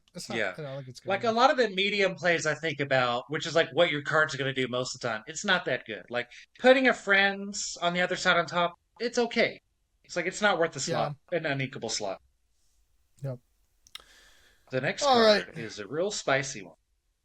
We got us a 2-drop inkable. Yeah, I've been talking about this. Maybe my favorite card in the set. 2-drop inkable, 2/2. Go Tamago, Darting Dynamo. Quest for 1. Has evasive, and it has the Stop Whining Woman Up ability. When you play this character, you can pay 2 ink to gain lore equal to the damage on chosen opposing character. That ability, if you think about, okay, sometimes I can get, if I pay 4 for this thing, I can get a lore, I can get 2 lore, I can get 3 lore. That is super powerful to have on a 2-drop that you already want to include in your deck. And this is where green decks need to be right now, green-purple especially. I need an evasive 2-drop to challenge your stuff. It checks Flynn, it checks Diablo, and it has late-game value on the level, if not higher, than Merlin Goat. Which is like, that's crazy. I definitely see it. So when I first initially saw this card, I'm like, well, how do I get this going? Because I'm like high roll everything. I was like, well, you could put it in steel or maybe a red deck, whatever. But then I was like, wait a minute. Emerald decks last set were playing Sir Hiss. Right, exactly. And now you get this, which is like, it does the same role as Sir Hiss did, except it has like this like late game top deck. Oh God, I just won the game. Right, So, exactly. And like green purple, I think can do such a good job of forcing the issue too. Between like all the reckless things, if you're doing Lyle or Pinocchio stuff to exert, you like Cogsworth to give rush, like Belle to move damage, Elsa holds damage so yeah. well because she comes in and hits stuff and like it's hard to deal with. You're just like, yeah, giving your 2-drop that's like, oh, I kind of have to play this so I don't die. Giving that, fire blast your face off, towards the end game is just crazy good. I mean, imagine a goat challenging into like a Maui or a Tamatoa. You gain a lore when it's banished, and then you play this and gain 4 more. Or and you view it from the other side. Like I'm playing green purple. I play a goat, and it's your Maui turn. Are you gonna play the Maui and hit into my goat and let me gain? I'm gonna gain a lore, and then my turn play this, gain 4 lore, Yeah. and then that Maui is gonna sit there, and maybe I'm gonna snake it and do it again next turn, and you are dead. Oh Yeah, crap! the Like should we this cut card that? had like We might need to cut this out of the episode. We haven't even thought about this yet. oh how we busted might it have is. just built a whole new deck. Oh yeah. I Well, I didn't mean, this is think where I've about. been since the start. That's fair. But no, I was just kidding. But I didn't think about the implications of like, oh yeah, Maui's just going to be stuck there with 4 damage now, and I just bounce this and replay it. Yeah. Like honestly, no card in the game has the in-hand threat that this does. Like in Yeah. Lorcana, okay, I'm gonna make a play. If he has X or Y, I get punished. Nothing is scarier than this. Like I'm gonna play a Maui and I'm gonna lose the game on the spot Yeah. because you can gain 4 lore out of his 2-drop. And it's like if you let people do that, you lose. You know what I All mean? right, It's like, oh, I'm just let's gonna keep give him a going. flinch. I do like Yeah. this one. Yeah, that's crazy. That card's definitely gonna see some play. All right, here's my favorite pirate of the set. 4-cost inkable 3/3 Daisy Duck pirate captain. She's a pirate and a captain. Green steel pirates might be a thing because Smee is just going to be chock full of captains to go along in Smee is set. ready. He's raring to Listen, go. now all those people that miss their Smee triggers, they're not even going to Yeah, be wrong they anymore. don't have to worry about it. It's gonna Yeah, be she sweet. quests for 2. Whenever one of your pirate characters quests while at a location, which pirates like locations, draw a card. So if we pair it with steel, we still get to play John Silver, and I'd be interested to see how the green locations are going to interact. Now, the biggest thing is you don't have Ruby to where you get the Jolly Roger, which is like the big, like, I get to just move here for free and got Rush. All my guys have Rush. But maybe Green Steel is just more of like a harder to deal with aggressive deck. And now you could put John Silver at Fang and he would have Ward and Evasive on top of the, the resist, but like now he's even harder to get rid of, and that sort of thing. Yeah. But yeah, big fan of Daisy, and yeah, she would go right into a John Silver build. They both care about locations, and yeah, I think you could just go crazy. You might go the red route with her, the Ruby route, because you would have stuff like Sugar Jolly Rush Roger. Speedway, Start Line, and Jolly Roger, where you can immediately just throw characters in these locations for free, and then next turn quest, now you're just drawing like 2, 3, 4 extra cards a turn. Right. Could get out of hand very quickly. Yeah. So, I think this card's very good, but it's exactly the reason that pirates are not good. This is the best pirate payoff we have, right? Like for all your pirates, draw a card. It's like essentially what we're looking at and the best thing we have. Okay, I play this on 4. Let's say I did everything I wanted to do before that. Move 3 guys to a location, quest for 3, draw 3. That's super good, but like that's not that much better than just playing a Rapunzel, and it's not worth building your whole deck around. right. And I think you need that. Like if this was draw 2, okay, I'm in.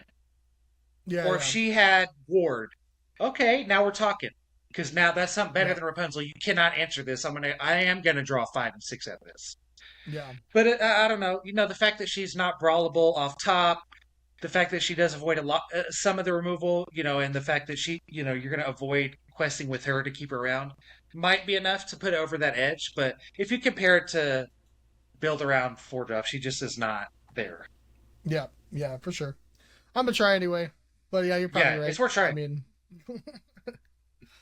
All right, moving along. Here's the big Jasmine. So we're back to back on the crazy big green lady card. 6 costs. Inkable Jasmine Royal Commodore. 5/5. Floodborn shift for 5. So 1 discount on the cost if you want to shift Quest for 2. Whenever you play this character, if you use shift to play here, return all other exerted characters to their player's hand. This just seems like a so much more playable version than Milo. Like, I've been trying to like make Milo work since like set 2 or 3 when he came out. And it's just like not, he has to banish. So like you got to shift him to be able to like, or give him rush somehow. Otherwise they just see it coming. Any more for Jasmine on the board is going to be terrifying for opponents. And then she's a 5/5 that quests for 2. So it's like, put all your guys back in your hand, quest with all of my guys, go. Like, if there's anything I want to pick up, you can do that too. That's a cool thing. Yeah. You know, if you're like green purple, quest with a rabbit, quest with a jasmine, pick it back up. I think we're getting to a area where like more just sitting on the board could mean so many different scary things that it's going to be really hard to play around those things. And identifying like which one of those you're actually going to morph onto and get the best value of is going to be huge. And I think she probably fits in there because if you don't play around this one correctly, you lose. And then like her average is like a Mother Gothel, which is like that's pretty close to good. And when you staple on all this extra, whoa, that's really good. So I think you could be there. Even as just a little splash. Like, you know, our current Emerald Steels, if you cut those 2 Tinkerbells, I feel like in this set alone, it's like, oh, I could play 2 of these Jasmines or 2 Big John Silver. And it's like all these things that are so different to play around. And she's good enough to be in that slot. Well, thank God, a powerful Emerald card that's inkable. Finally. That's the thing with Milo. Milo's worse than this, and he's not inkable. It's just like, come on. Yeah. So, yep. Excited to try out Jasmine. All right, you tell us about Peter Pan. Peter Pan is Peter Pan Neverland Prankster is a 7-drop inkable 4/6. Quest for 1. He enters play exerted, but he also has the ability can't take a joke. While this character is exerted, each opposing player cannot gain lore unless one of their characters has challenged this turn. Yeah. I see it, slow you down, stop you, aggro deck, I'm going to slam this, and you got to deal with it, or you can't quest. I think it's too bad and slow. The only rules question I have that would change my mind, and I don't know if you would know this. When, while it's exerted, each opposing player can't gain lore unless one of their characters has challenged this turn. I'm assuming that means even if the character's challenged and it's not in play. He's not saying one of your characters that you have in play has challenge. And so you'd have to challenge and leave it and have it live. That was the only way I was like, it's just bad then. Biggest thing is it's challenge into it. It does shut off locations gaining lore for the turn. Okay. Because you'll start your turn, you won't get to gain the lore because you have it challenged. So there is that. I'm going to try to play this card at some point. My favorite thing in the game to do is prevent my opponent from gaining lore or stealing their lore and just never letting the game end. Maybe it is lights out against people that can't challenge. Maybe against the blue-red, it's nuts. Yeah. It's I think you maybe try to put this and the Chapter 1 Mother Gothel in the same deck. And so now you have like 8 of these like beefy characters that say you can't quest, you can't gain lore, that sort of thing. It's probably not going to be good. I also was thinking like, what if I like played this and like found a way to give it like ward and evasive, like put him at Fang or bodyguard. Well, it's just like if this is your only character in play and you give him evasive and your opponent doesn't have an evasive character, they can't challenge. Right. So that they can't gain lore at all. Okay, we're going to talk about another location later that I think I might have just been like, oh, those work together, but we'll see when we get there. Well, if they challenge a location, they can still gain lore. That's the thing. It's like he'd have to be like the only thing. And then give him. You could like play dodge on him that gives him ward and evasive. Yeah. Okay, anyway, talk to me about this next piece of poop. Hercules, baby demigod, 6 cost, non-inkable, 6/3. 2 quest for 2 with ward, probably one of the worst legendaries in the set, but it's got maybe a fun multiplayer card, but it's another one of these ink sync cards. Strong like his dad, pay 3 ink, deal 1 damage to chosen damaged character. So I mean, Why do even they keep if doing this? that's Let Emerald's him thing ping is, anybody, please. even if it was unconditional, just ping a guy, it's still unplayable. Like maybe in Probably, like but it would be a pretty ramp, close. It would be get it would close. it would get close, but it's just like, man, you're already investing Yeah, so much. such haters for the. Um, Let him ping. six Let three him ping. ward, 6-3 ward's pretty hard to deal with. He can't quest. He will get banished immediately if he quests. So, Yeah. but yeah, Also, or as it stands, if it could ping damage locations, also, I'd be like, count me in. then we're getting a little bit better for sure. Yeah, he can't even So, hit a location and then finish it off. God. yeah. All right, next one. You're more excited about this card than the last Yeah, one. next one I'm excited about. I think this one is scary and is gonna require some attention. It's like if you're not ready for this, it can catch up. We got a 5-drop inkable, goofy expert shipwright. He's 1/4 stat line, quest for 3, ward, and his clever design ability says whenever this character quests, chosen character gains ward until the start of your next turn. So just like the fact that he's a threat, he's a big threat. Three lore at 5 is above rate and ward, so he's gonna get to go off. And then he's also once you realize, oh, he's gonna get to go. Oh, he's gonna get to give somebody else ward too. And so I think this is probably gonna be one of the keys when we talk about green blue or yellow blue that want to put all these multiple character effects together.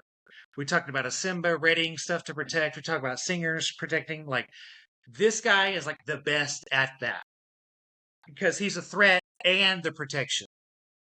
So Yeah, I'm yeah. excited. He's immediately like fairly easy to remove if he stays exerted. But I agree. If you like use his effect, quest for 3, and then ready him, that's pretty scary. Because now he's like Right, turning ready another him. thing that should not have ward. Have ward. Exactly. Right. And So the Judy hops, it's like, oh, I need something to ready, but I'm also vulnerable too. It's like, well, yeah, that Judy hops this. Like maybe that's a combo that actually works. Or you know, there's something, your key is really a 6-drop, but you start it with the goofy 6-drop it, ward it. And so, if there's a Jafar combo or a Genie combo or something where like I need to stick this big character and guarantee it for a turn, he does that. So yeah, I think another one of these cards that's like, man, super powerful. Maybe it doesn't fit now, but when something crazy happens, it's going to be because of this. yeah, for sure. All And right, then next next up, one. we have a gem shifted Pinocchio. We have an Emerald 2-drop uninkable Olivia Flavorsham, Toymaker's daughter. She's a 1/1 quest for 3. Do Yeah, with that what you will. not something that I think Emerald is really looking for. Emerald suffers from non-inkable problems already, like way too much. And like, is this better than Bonsai? I don't know. Like, No, and Emerald decks already don't even usually play the full 4 Bonsais. It's and the 2-drop Pinocchio and Amethyst barely sees play. So, yeah, right. it's is what it is. We've already had this card. Yeah. Yep. I think that yeah, just better examples. If you're playing green, yellow, okay, I'd rather play Piglet and Bonsai. Like there's Yeah. just too many good things at this rate. Now Oh yeah, next Piglet's is a way better. really interesting one that people Yeah. are like I feel it's super divisive right now of whether it's gonna end the game as we know it or I'm gonna throw it away in every booster pack. That's it. Tell us what we got Yeah. next. 7 cost. Bend to my will. It's a Jafar action card. It's not inkable. Each opponent discards all cards in their hands. I have played with this card quite a bit already. And I'll tell you my experience so far has been I am doing everything I can to consistently play this card as fast as possible. I make my opponent discard their hands, and then I don't know what to do after that. Yeah, yeah, yeah. I haven't I got to test it basically like, yet, but my thought was like, the main identity of green right now is like discard stuff, and like this is not good in that type of show, right? If I'm trying to Prince John, Sudden Chill, yeah, Basil, Hypnotize, this card's not good because I've already made you discard your hand in a cheaper, better way. But this is interesting if you want to get away from all that and just have one, so like a blue Yeah. green ramp that's like, yeah, I have this tool at, 5 or whatever. And maybe it's just like I play two of these in my blue green fishbone quill deck, and like against the other fishbone quill decks, I smash them with it, and everybody else I just ink it. I think that is going to be where it fits in. I don't know that you just do like a dedicated this, but I obviously fits right into like a blue green deck where you have the option to fishbone or tipo it when it's not relevant, and then sometimes it's going to be busted. Like you're just going to catch. Yeah, sometimes you red, got purple, behind the Hiram, like, whatever. yeah, red, purple, Yeah. red, blue, and you're just like discard all of it. Yeah.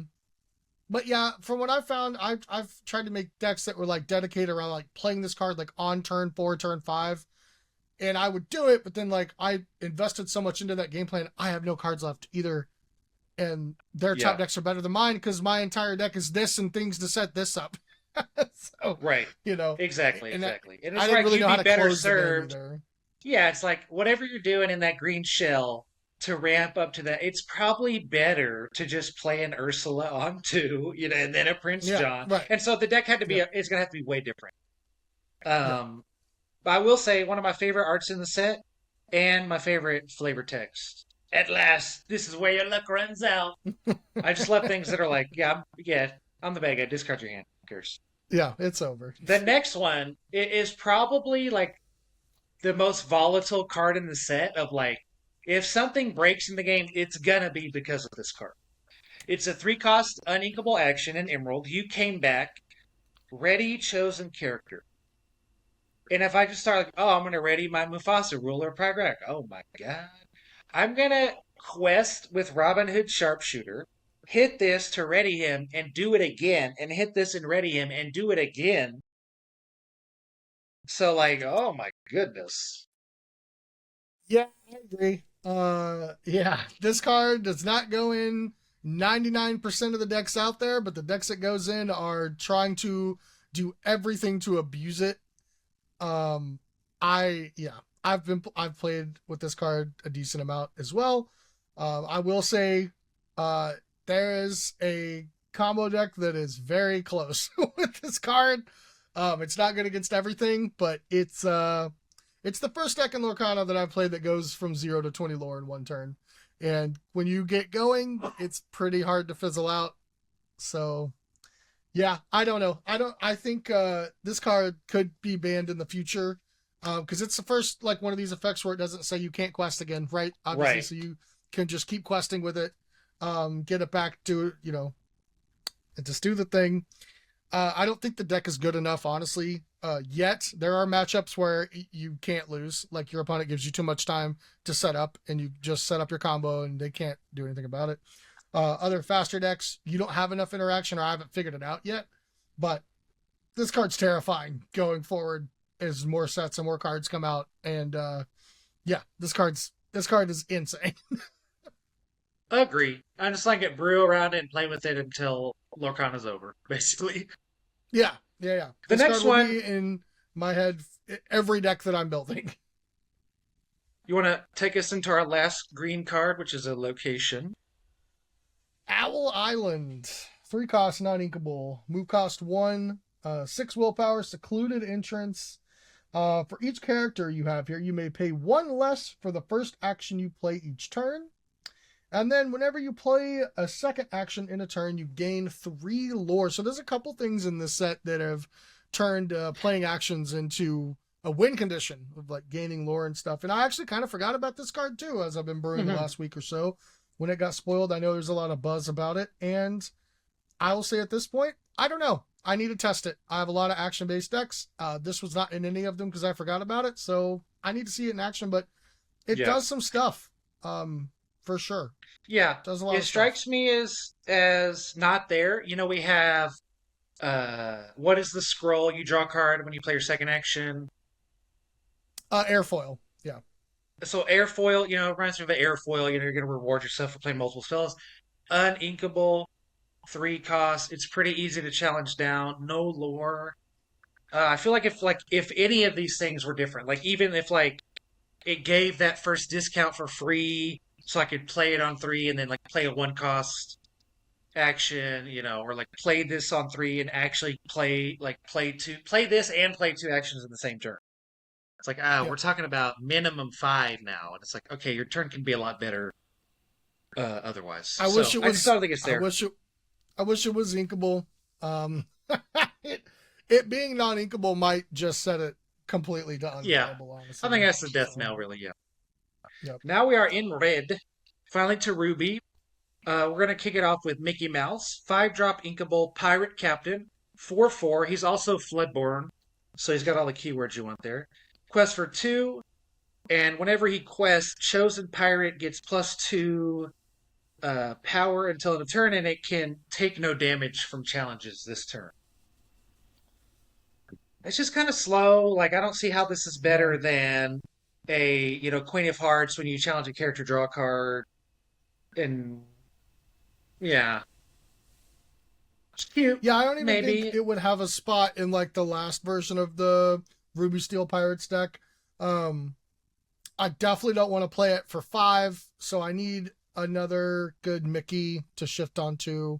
And shift really doesn't slot into, I don't feel like, into the Ruby Steel pirate, because they're trying to go wide on characters Right. and locations. So like you don't really want to Mhm. take a turn off to just pile on another guy on the same Yeah, one. So right. Nor does it seem to be like a challenge heavy deck, and like maybe this is the slot you want to use it in because it gives you value otherwise. But it's like slow, and yeah, if you don't yeah. shift it, it's so slow. Yep. Excuse Yep. my Quite good Francois. enough.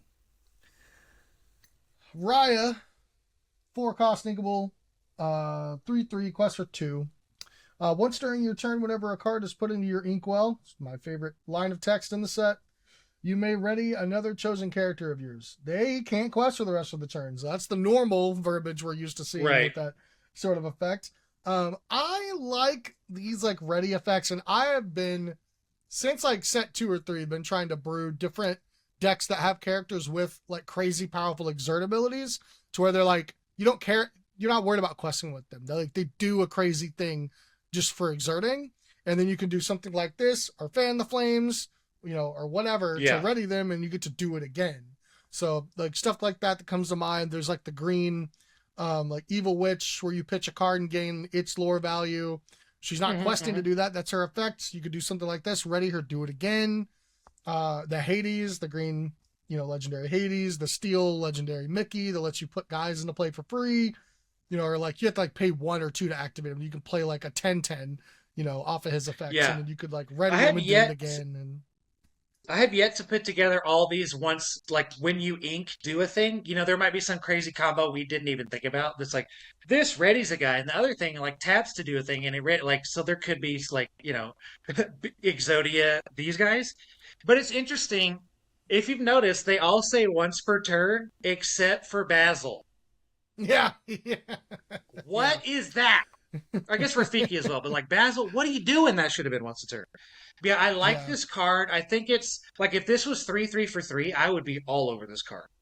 But otherwise, it being essentially a 5-drop where it's like if you want to play it and use the effect the same turn, I think it's a little behind. But maybe it might be a good enough follow up to a Robin Hood Sharpshooter yeah, that could be good because that deck is currently like lacking something super good, and that's where I've have Goofy right now, Robin Hood.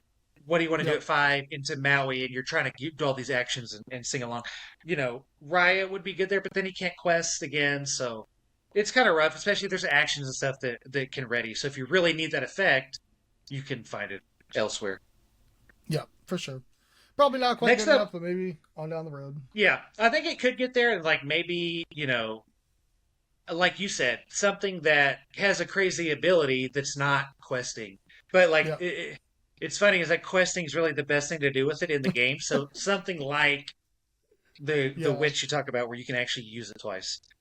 Against singers though, but like it's gonna be rough for that to be like because it's like a long term play on the singers thing. So like, oh, I'm gonna keep the singer here every turn. It's like you're probably fine anyway.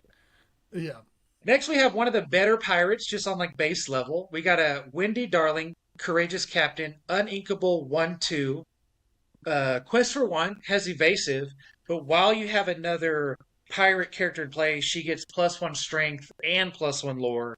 putting her at 2/2 for 2 evasive quest 2, which is super good. Yep. And a captain. Man, Smee is And a just like captain, having a pirate and field day captain. with this set. Smee is So, having a ball. He's been waiting for this day. yeah. Yeah, just like there's not a lot to say. It's just like if pirates are good, obviously this is going to be in it. It's great stat line. Yeah. We It a just don't know. I thousand don't know. percent would just slot into the previous Ruby Steel pirate deck for sure. It's better than Absolutely, half yeah, the yeah. pirates in that deck already. Yes, yes. This is So, like the yeah. premier pirate I'm playing because he's just sick. Like, whereas the Daisy's the big payoff, this is like your initial, like, why would I step my foot in the door? Oh, I get a 2/2 for 2, quest for 2 evasive? That's pretty good. It's pretty good. So, gonna be a great card, gonna be a 4X and all the any red pirate deck.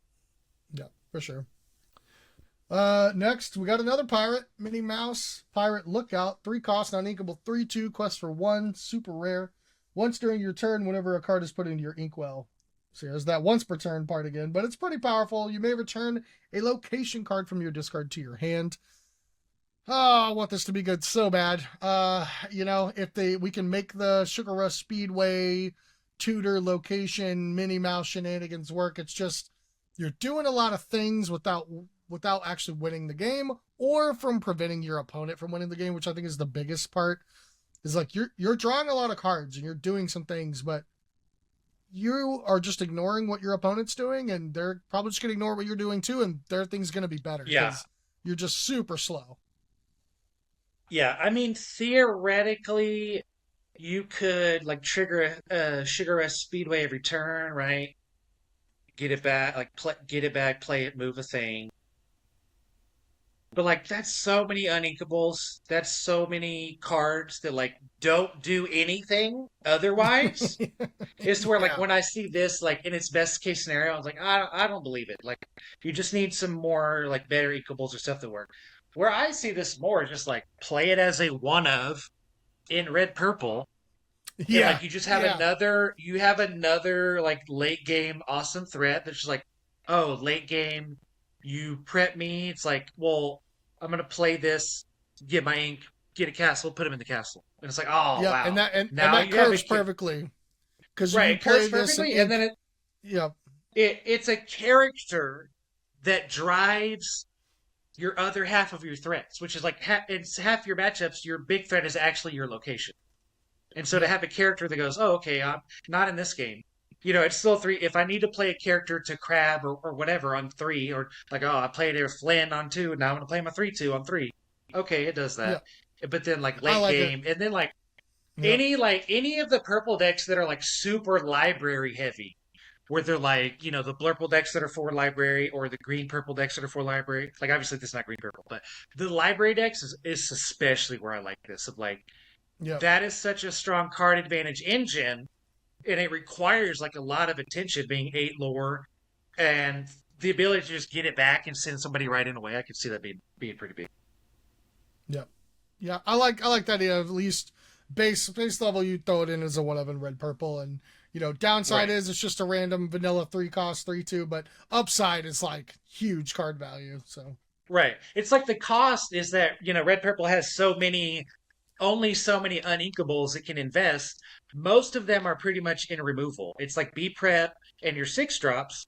And so if you go to a slot where you go, actually, I'm willing for one of those slots to be a location threat instead. And then you go, yeah, okay, I can for cut a sure. Tremaine for a Mickey Mouse because I just need more castles in these matches. Next, we All got right. a Big Mama coming in at 7 cost Inkable Moana, Kakamora leader.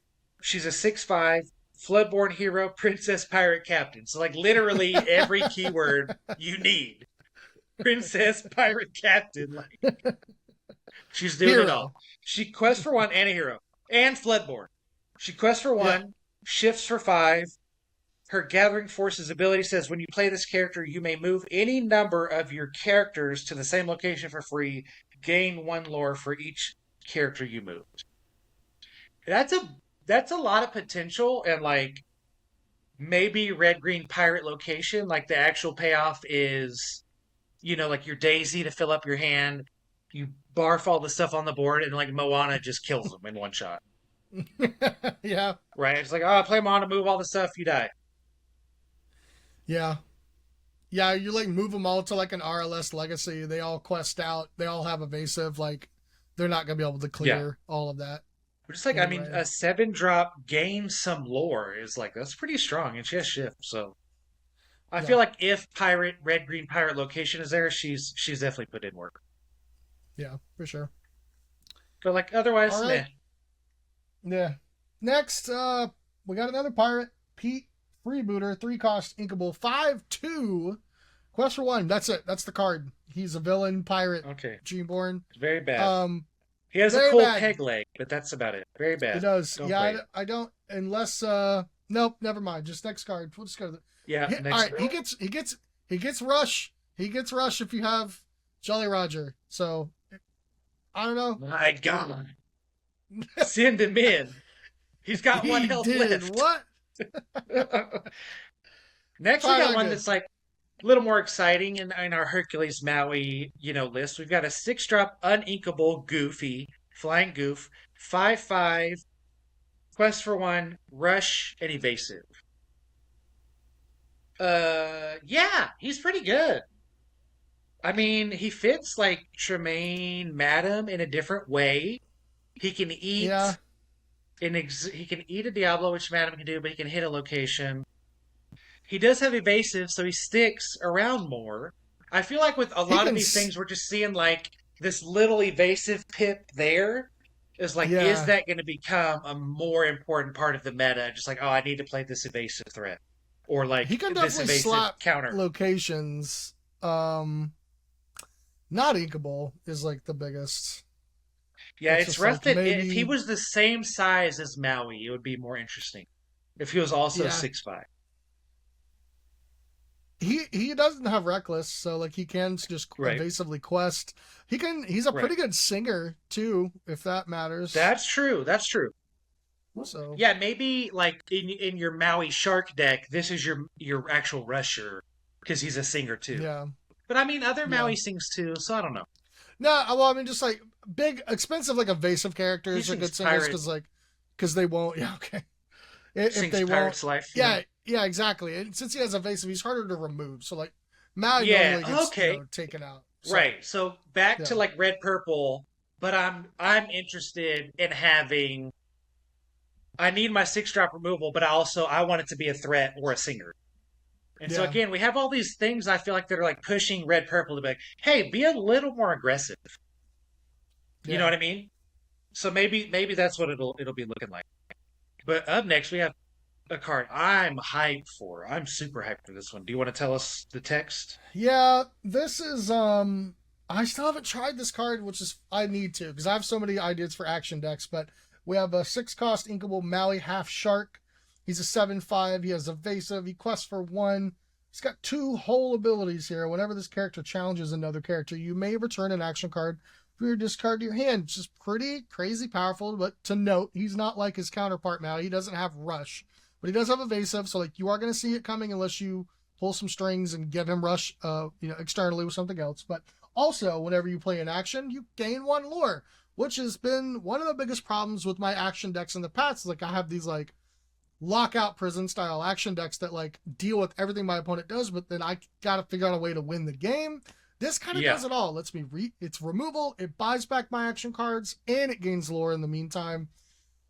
Yeah, the card's super powerful. It's gonna see play. I don't know where. Maybe not as a 4 of, but it can go in a lot Yeah. of different Ruby strategies.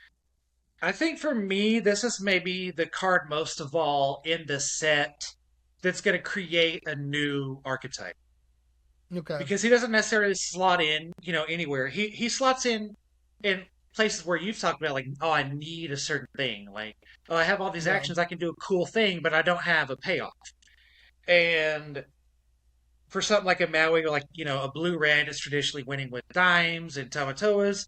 Okay, what if we just switch that to Maui, Visions of the Past? Oh wow, that's a whole different engine and a totally way to do it, and Yeah. also not blue. And so like that's another like late game. I have the inevitability. If you don't kill me, you're gonna die. Turn 10, Hmm. I'm gonna play Maui, play 2 Thieveries. It's like, oh, that's real bad. And if you don't, the next turn I'm gonna play all these actions. So I Yeah, think he's and awesome. like It's going to take a lot to figure him out, though. yeah, no, you don't. He has this weird, and this is where like testing will come in because I need to see how it actually plays out. But it's like if you don't give him rush, then you play him, and your opponent sees it coming. But like, what do they do? Do they just like What do they not do? quest? Because then like they get to pick if you're gonna get to turn it on or not. But it's like if my discard's full of like removal or lore gain or card draw or whatever, and I'm just gonna get one of those back for free and banish their guy. Like, let's say Right. they have like two guys in play, right? They quest with both. I challenge into one, get back a removal, and take out the other. Now their board's empty, and it's like, and he Yeah. just like one shots like most locations too. One So shots it's most locations. He's evasive. 5 health's a yeah, lot. Yeah, I just think this card's freaking awesome. yeah. I'm Definitely hyped. got to try it out. Next one, we got another Hades Strong Arm, 5 cost, non-inkable, 4/3. I don't know that I've seen this card before, and it's a legendary. Exert it, pay 3 ink, banish one of your characters, banish chosen character. You know, Terrible. yeah, the stats are bad, the It's cost just is bad, terrible. it's not inkable. And I gotta exert it and pay 3 ink, and then it's just gonna it's bad. I really And like the effect, but I want it on a better stick. I want it on a better like well, it's like, dude, device. you're making me pay 8 for to let me 1-for-1 you. Trade my guy for your guy. It's only going to cost me 8. Yeah, I'm out. yeah. All right. At legendary too. Like, what This is is awful. this? It's What just, yeah, is why? this This is the card. It's card? like, why? I hate you for this. Okay, You're making this me is like open the this in my new booster pack. chapter one Gontu. Yeah, I know. Yeah, exactly. Okay. Yeah, that's going to All be right. fun to open in Let's. every pack. Next up, we got one I'll be excited to open, though. 3 cost inkable Tigger in the Crow's Nest. 0-4 stat line. Quest for 1. But he's got evasive. And whenever you play an action, gets +1 strength and +1 lore. This is another one of those cards where it's like, oh, I This just need goes some in the Maui money. deck. This I just need goes some in the money Maui for my deck. actions. Oh, here you go. Yeah, it's you get a Man. cheap payoff and a high payoff, and so I love Tigger. I love playing him on 3, and then following up with Visions of Beyond, or you know even like he's chilling there. Then like turn 5, I'm gonna play a thievery. I'm gonna quest for 3, and then I'm gonna play You Came Back. He untaps. He gets another lore. Boom, quest for 4. Like that's 9. Like that's a lot. Yeah, yeah. So And he's yeah, a he's really been in good all my. singer in the early game. Again, like he's got evasive, so like he can just sit there and like sing if he needs to, or like you have a turn. It's like, oh, I went like develop your brain, visions. All right, well now he quests for 4, or he takes something Yeah, out. Like exactly. Yeah, like your Azurite Seas are giving you lore. Like, yeah, that's what I'm really trying to put yeah, together. Ruby Sapphire actions, Tigger, Maui, and then like it kind of needs one more payoff to like, you're crazy.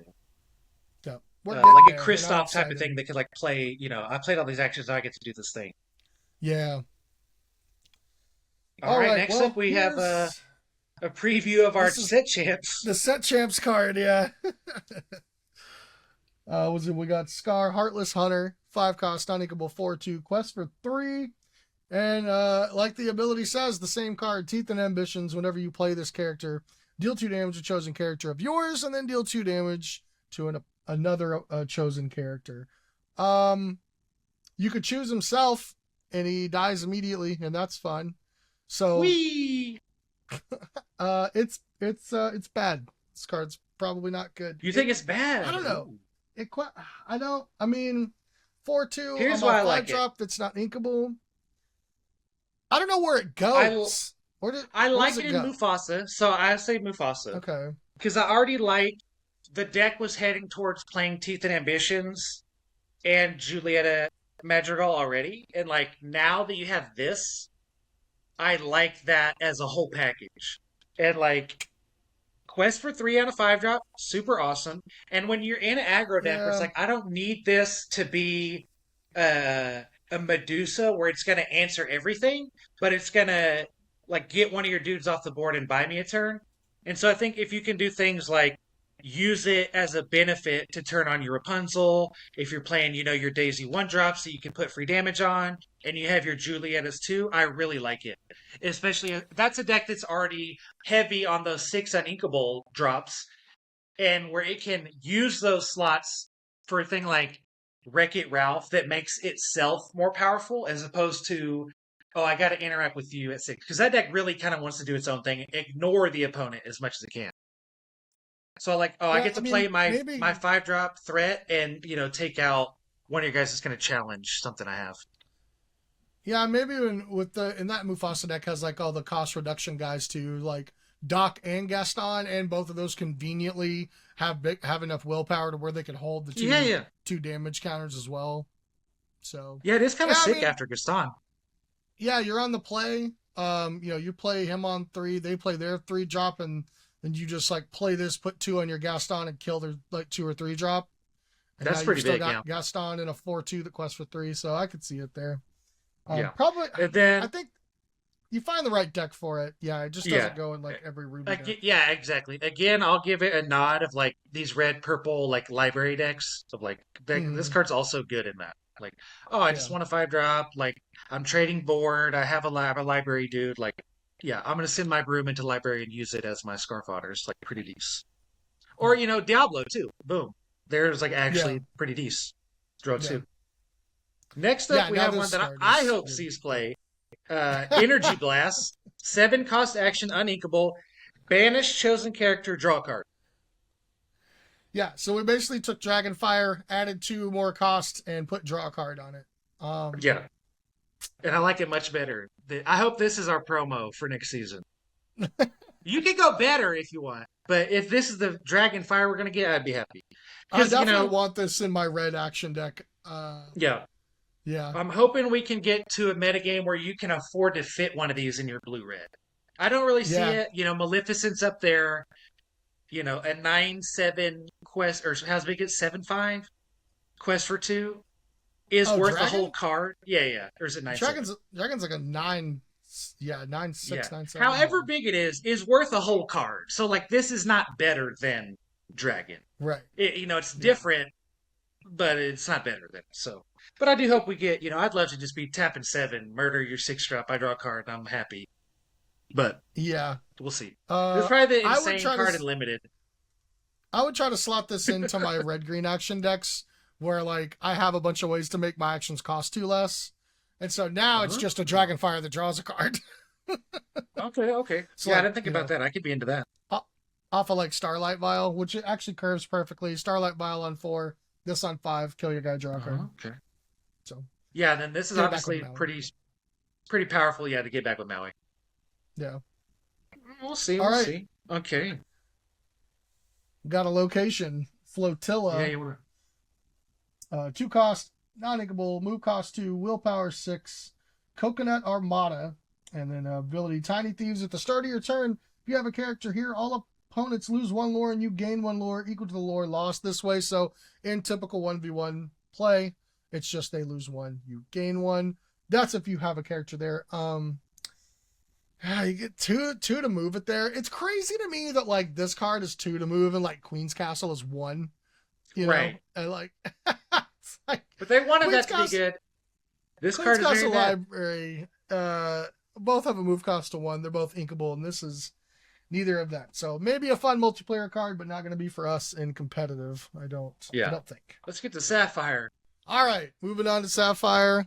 We have an Inventor, Gadget Hack Wrench, 6 cost, inkable 3/6, Floodborn, shift 4, quest for 3.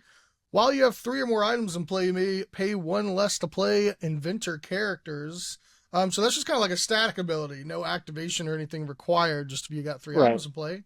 All the inventors cost 1 less. We haven't really talked about inventors as a whole yet. There's a lot of new inventors in this set. You think there's anything going on with that's going to be important for the inventor keyword? I don't know. As we get through more of the Sapphire, maybe we'll see. I think there's a few key bigger pieces, but there's not enough of the smaller stuff that kind of all connects it together. Like it, for like example, if this gadget hack wrench ability was flip, and like if you had another inventor in play, make your items cheaper, that would be more exciting than what this has to offer. Uh, But yeah, as of now, there's not, nothing super exciting at the gadget hackerage. Yeah.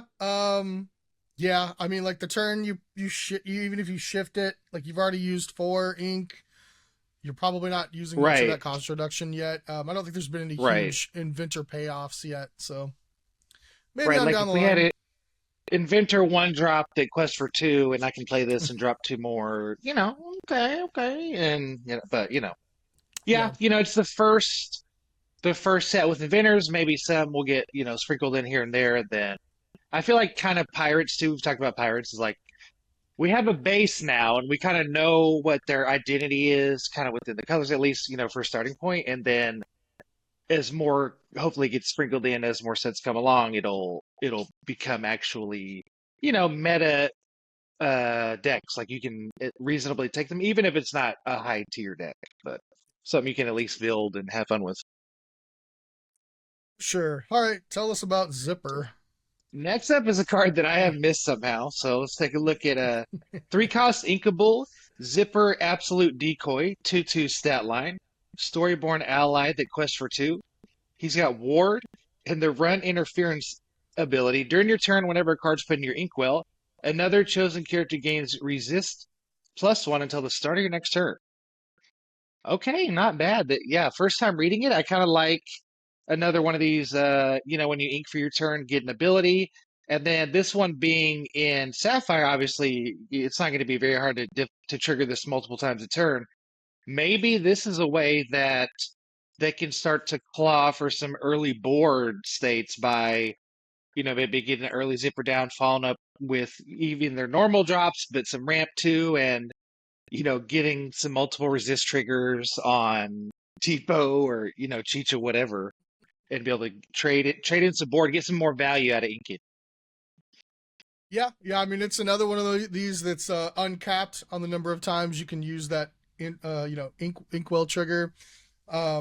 Yeah, I mean, I kind of just like imagine like giving like Flavor Sham like resist to the turn you're gonna quest with him or something, and making it even harder to get him off the board. Or if you're going a more aggressive route, giving like a couple guys resist 1, or just like one heavy quester resist 2.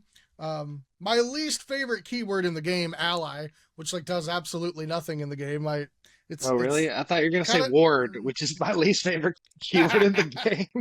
I guess subtype is the right, Yeah, because it's like I'll there's give stuff him to that. do with heroes and villains, but then like ally is just like it doesn't go in any of those Ooh. specific decks.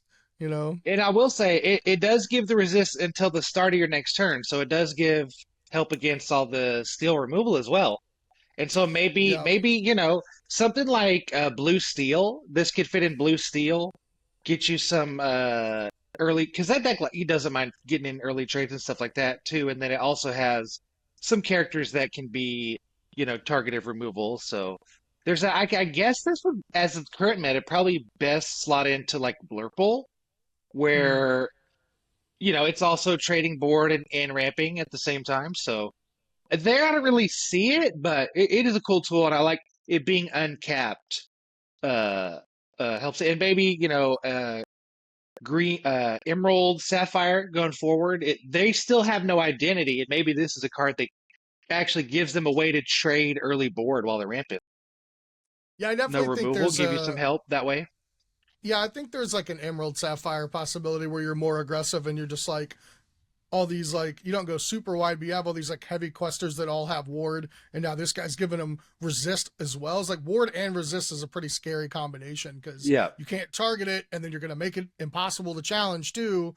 And you can give him resist +1, pretty decent for like turn 4. So yeah, I don't know. Not the strongest, but I mean it could slot in somewhere in the future for sure. Yeah. He can also target a Diablo, which is terrifying, Yeah. Just resist that.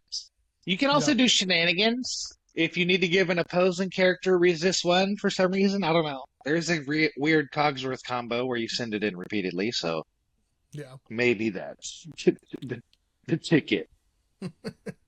Take me on to the next card, which is a highly talked about card and one that you've actually had a decent amount of experience with so far.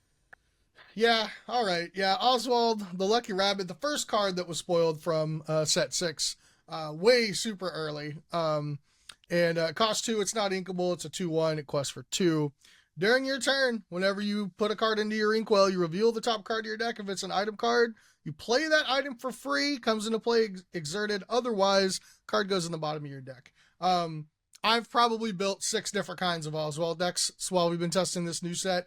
And it kind of went from, in the beginning, like, oh, this is like absolutely absurdly broken, to like, now I'm like, I don't even know if it's worth it. So here's where I'm at on Oswald. I think starting out, it was going to be 2 different scenarios. Someone's going to break it and it's just going to be like so absurdly bananas, or you're going to put it in like Ruby Sapphire, maybe not even as a 4 of, could be a 2, 3, 4 of. You still just play like traditional like Ruby Sapphire control, and then like you ink it with Tipo or Fishbone against steel decks that can easily remove it, but against decks that may not be able to easily remove it, you just put it down for like some extra card value. Maybe you get lucky and hit a Lucky Dime, a Popsicle, or all that. But yeah, I mean, we've had decks that were just like, 4 Lucky Dimes with this, and you just ink as much as possible and try to get a bunch of Lucky Dimes in play.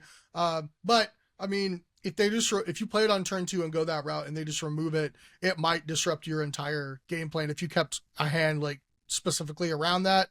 And playing a deck with like 30 items in it, if they hit this, then now your deck's just full of these like items you don't really want to spend your turns playing. But that's kind of where I'm at on that. It's such a wide spread of what this card can do. Yeah, I feel like, it's just so competitive at the 2-drop spot, especially for Sapphire, that's just like most likely always going to want to ramp on 2 anyway. This obviously gives you rewards, but like Chicha does that as well, and she has been in, probably less than half of the Ruby Sapphire decks over this last season. And this one is just, a chance to hit as opposed to, reliable. And, you're right in the idea, if you like build your whole deck to where it's really going to pay off, it just is that much more of a liability in that, okay, my deck doesn't do anything. I have 4 dimes. That's bad in a deck where I'm not going to hit it for free, and so, yeah, maybe he just needs a little help, a partner who does something similar, but, maybe rewards the item. And, there's a lot of ways to either cheat items for cost or draw extra cards off the items. And, how do you fit all this together into Shell when it's like, if your ultimate goal is to just get Lucky Dime out and use it, is this deck doing that better than Blue Red does? Because that deck can do it, obviously not fast, but it wins the game with it, like every game that it wins. You know what I mean? So, yeah, I think it's probably just more of a liability, and that's why, such a strong ability on an uninkable 2-drop, I think kind of makes sense of where you want to put this type of ability. Yeah, and I mean, you can also just wait until turn 4 or 5, play this, and ink twice in the same turn, and but if you don't hit an item off of either of those, right, and then it just gets banished the next turn. So I don't know. Card could be broken, could be fair, could be unplayable. It's probably not unplayable, but intrinsically it is pretty broken. If we ever get to a format where you have access to 16 inkable 1-cost items that draw a card, like that's when this type of card gets scary, where it's like, oh, I already have 16 slots I can fill. That's like just gonna draw. He's just gonna redraw, and so if we get there, or another Lucky Dime level item that we want to try to cheat into play, that could be the tipping point to get in there, or something that allows you to manipulate the deck better, top of the deck. It's funny that there's like a 6-cost item in Steel and like a 6 or 7-cost item in Amethyst, and it's funny, like even in a world where I could cheat those into play for basically free, they're still not even worth a card in the deck. Yeah, they're so bad. It's really funny to me. Is like, would you play a 6-cost Steel item that pings something unconditionally every turn for free? Even if I can play that card for free, it still doesn't feel like a card that's worth in my deck. And the other one's like the crown or whatever. Crown, yeah, and it's like, hey, you still got to pay a bunch of mana to get an ability, and it's like costs the same as Lucky Dime, but it's not the same effect as Lucky Dime whatsoever. So, yeah, right. I don't know. Maybe if there's like you said, if there's another scary game-winning level card like Lucky Dime in the future, I could see it. Yeah, yeah. All right, let me get us on to our next card. A one that the last time I read it, I was like, wow, we might be underrating this card big time because it's kind of scary if you get it going. We have a 6-cost Inkable Tadashi Hamada, Baymax Inventor, 3/3 Storyborn Mentor Inventor. Quest for 3. He's got the Let's Get Back to Work ability that gives him +1 strength and +1 health for each item you have in play. So potentially you drop it on 6, the sky's the limit to how big you could have this in a Merlin's item deck. I don't know, what is that item called? Which one? The 3-cost item, draw a card when you play items. Oh, Maurice's Workshop. Yeah. Yeah, Maurice, excuse me, not Merlin. Maurice's Workshop, this guy, and then the Sheriff of Nottingham. Now we're cooking. Yeah. That one of the biggest, like, I guess, like, bottlenecks in these, like, inventor or, like, all-in item decks is, like, after, like, past, like, 12 items, you start running out of, like, items that you would normally play. So now you're just, like, putting, like, suboptimal cards in your deck. But I mean, I guess just, like, baseline. So worst case scenario, he's a 6-cost 3/3 to quest for 3. That's pretty bad. That's not great. You have, like, Gaston at 5. That's, like, same stats, except he, like, draws a card and he quests for 3. And I think he's even, like, a 4/4. I don't remember. But anyway. That sounds like something 4/3 maybe. On average, like, let's say, like, an average scenario, you might have, like, Popsicle on 1, Fishbone on 3. You got 2. Now it's a 6-cost 5/5 the quest for 3. You're still not much better than the 5-cost Gaston that draws a card when it comes into play. So it's like you need. My question was going to be like, how big does this need to be reliably for you to be excited about it? And it's I guess it has to be like 7/7. So that. What that if we're means talking like 10/10 though? I feel like 10/10 we're talking. I know, but then, like, all right, so, like, if you have, like, let's say you have 5 items in play, now Sheriff of Nottingham costs 4. And you could just play him. Yeah, I'm trying to fit him in the same deck, probably. But then at that point, with this costing 6, when you have so many items in play, Tamatoa is right there, and that you're he's 2 going to away finish from the game. Tamatoa. Yeah, finish the game instead of being just large. Yeah, so I don't know what. Now that we talk about it, I'm back on. Yeah, I'm back on. This is bulk rare. You need another 1 or 2 of card if you've already playing, like, 4 Tamatoas and 4 Sheriff of Nottingham, and you just want 1 or 2 more of that kind of thing, maybe. Yeah. The only world I could see it is like Blue Steel, where they are a blue deck that does a mix of challenging and questing. And so if he's like in that deck, if he's like an 8/8 with that, maybe they're, but no.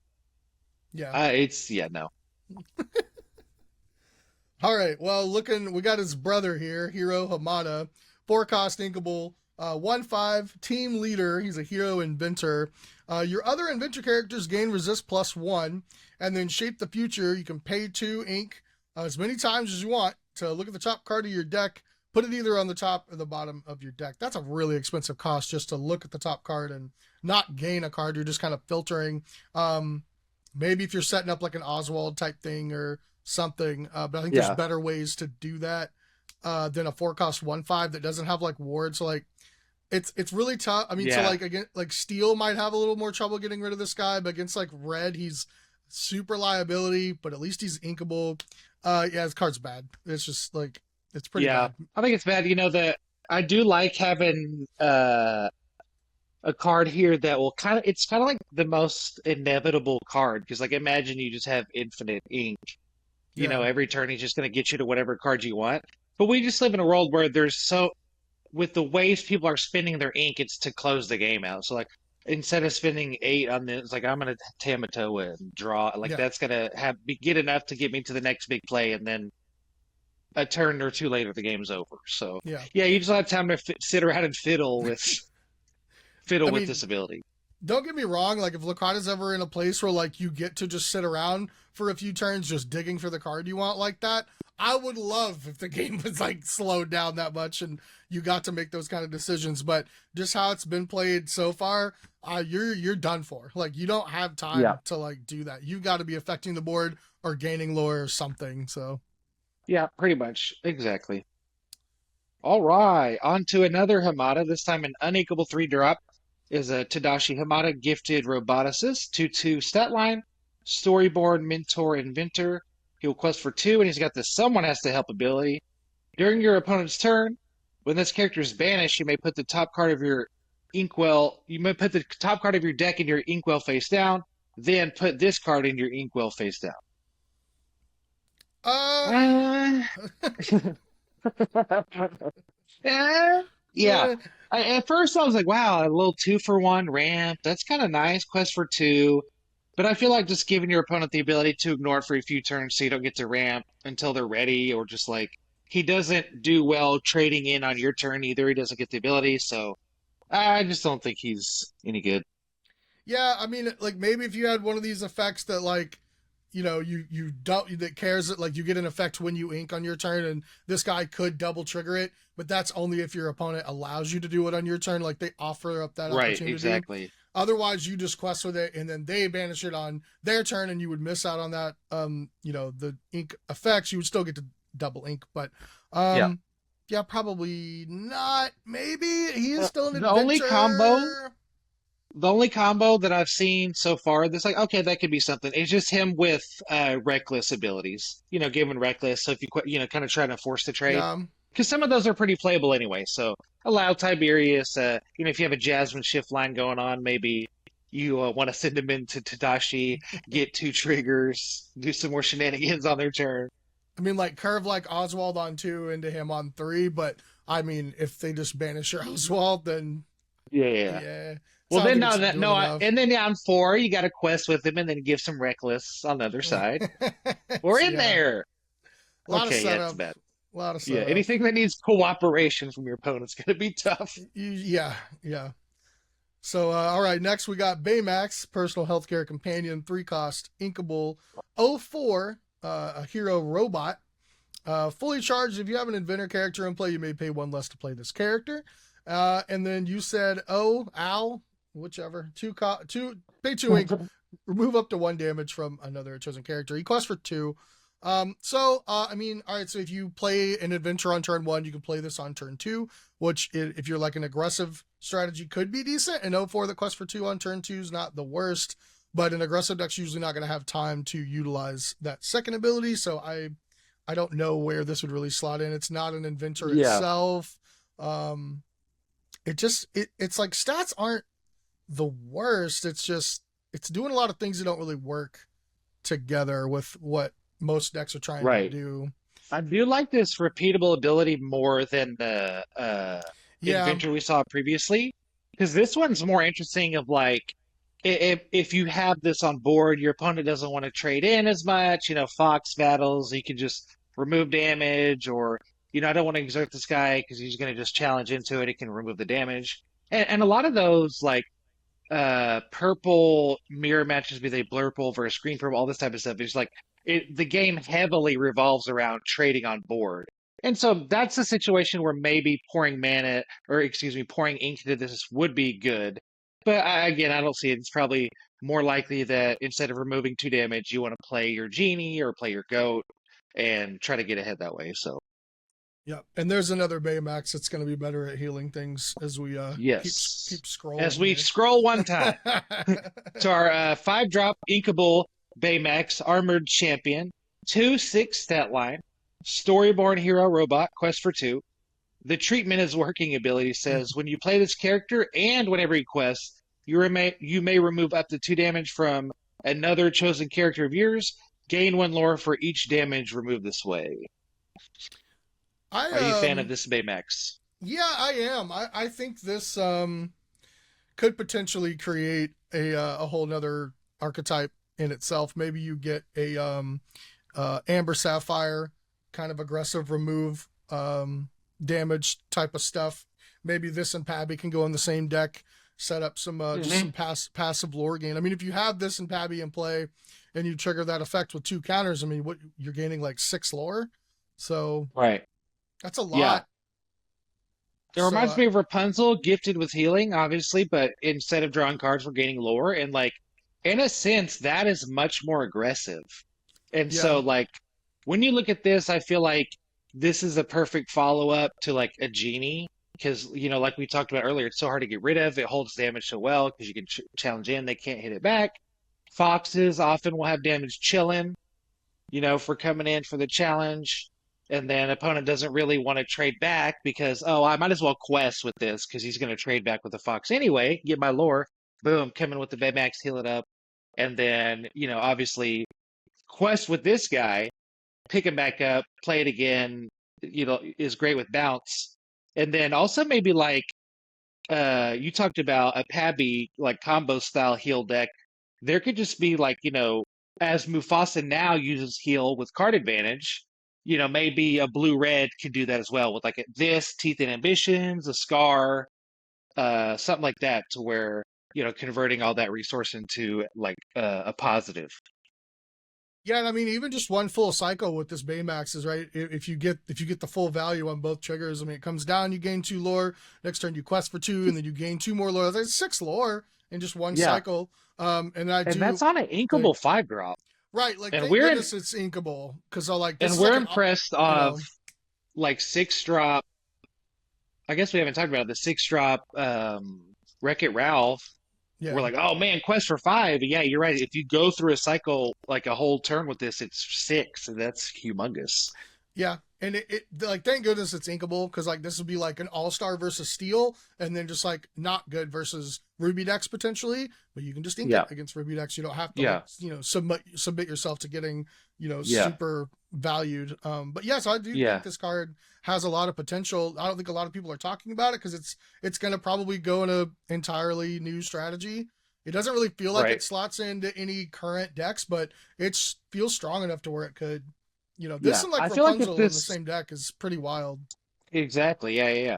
And I feel like if this was any other color, there'd be a lot more talk about it. But when you see Sapphire cards, I think people just lean away from like being aggressive or trying to, get a bunch of lore. It's like, no, this is like one of the reasons that would make that a possibility. And, ramping into this on turn 4 is pretty dang strong. If you have, maybe you have blue red, I'm going to play a Mulan on 1. I'm going to ramp into, whatever 4-drop, and this is going to heal my, go to town that way. Well, and if you end up with an Amber Sapphire deck, I mean, there's plenty of ways to get this down cheaper. There's plenty of ways to reduce the cost of characters. So like, and the dock. So like this could come down on, turn 4 potentially, and it'd be a little bit scarier the earlier it comes down. But yeah, a lot of potential. It's going to take some brewing with this one. You may not see come right out of the gates, but as we go through the, the set 6 metagame, it, I wouldn't be surprised if we see. Yeah, I think we'll see it sneaking in here and there, like 1s and 2s, stuff like that. Yep, for sure. Cool. Well, next we've got here another new flavor sham. It's Intrigued Inventor, 2 costs, not inkable, O2, the quest for 3. So this is like a different take on the like Pinocchio and the other the other Emerald card that we saw in this set. And I don't know. I mean, it just sucks that it's not inkable. It's like they finally nerfed Hiram, and here's what they did. I know there's some situations, some decks this would like to slot into, but at not inkable, it's probably I don't know where this goes. I mean, I think it's better than Pinocchio stat line. I think I'd rather have O2 than 1/1 on this, 2-drop quest for 3. And so if like a hyper aggro Sapphire deck comes along, he could be in there. He is an inventor, so if any of the payoffs are aggressively slanted, maybe then. We talked about the Baymax. Obviously, this doesn't curve into it very well, but if the hyper aggro deck in Sapphire's there, but otherwise, no. Yeah. So, but for sure. Very narrow, you know what I mean? All right, next we got one of the more more exciting cards, more intriguing cards, if you will, of the set. We have a 9-cost inkable yokai scientific supervillain, 6/10 stat line, Floodborn villain inventor, quest for 2. He's got shift 6. His neurotransmitter ability says you may play items named microbots for free. And then he's got the technical gain ability. Whenever this character quests, draw a card for each opposing character with 0 strength. So he plus microbots, it feels like is a kind of like a pre-constructed deck just made for you Yeah. to try to figure out. You got the list? No, I don't. I don't know how many microbots you can afford to put in the same deck. Yeah. I think if there is like this infinite item go off combo deck, it's going to be based around yokai and microbots. I don't have the time to figure it out right now, so I'm hoping somebody else will just do it. Because it sounds like Yeah. something I would enjoy playing, but man, I don't know how to build the I, deck. I'm gonna sit down with my hypergeometric calculator and yokai and like 4 other combo pieces, right? It's like, okay, if you get these and then you happen to repeatedly draw microbots, you're gonna win. And then just like figure out the math on like 51% of the time I'm gonna be able to have all these by turn 6. I shift this guy, and then it's just gonna be microbots in action. I And mean, is that it? might be a Yeah. 60 card deck with 40 microbots. It might be a 350 card deck. Who knows? There's just so You can play many. any There's so many amount. ways. There's so many ways to like go about it. Cause like you can play Maurice, so every time one comes into play, you draw a card. You can play Ariel's Grotto, so it's like you get a character there. All the microbots cost 1 less if you need that. This already makes them cost 0. You can play Ariel, Treasure Collector, which there's the one that readies every time you play an item. There's one that quests for 5 if you have more items in play than your opponent.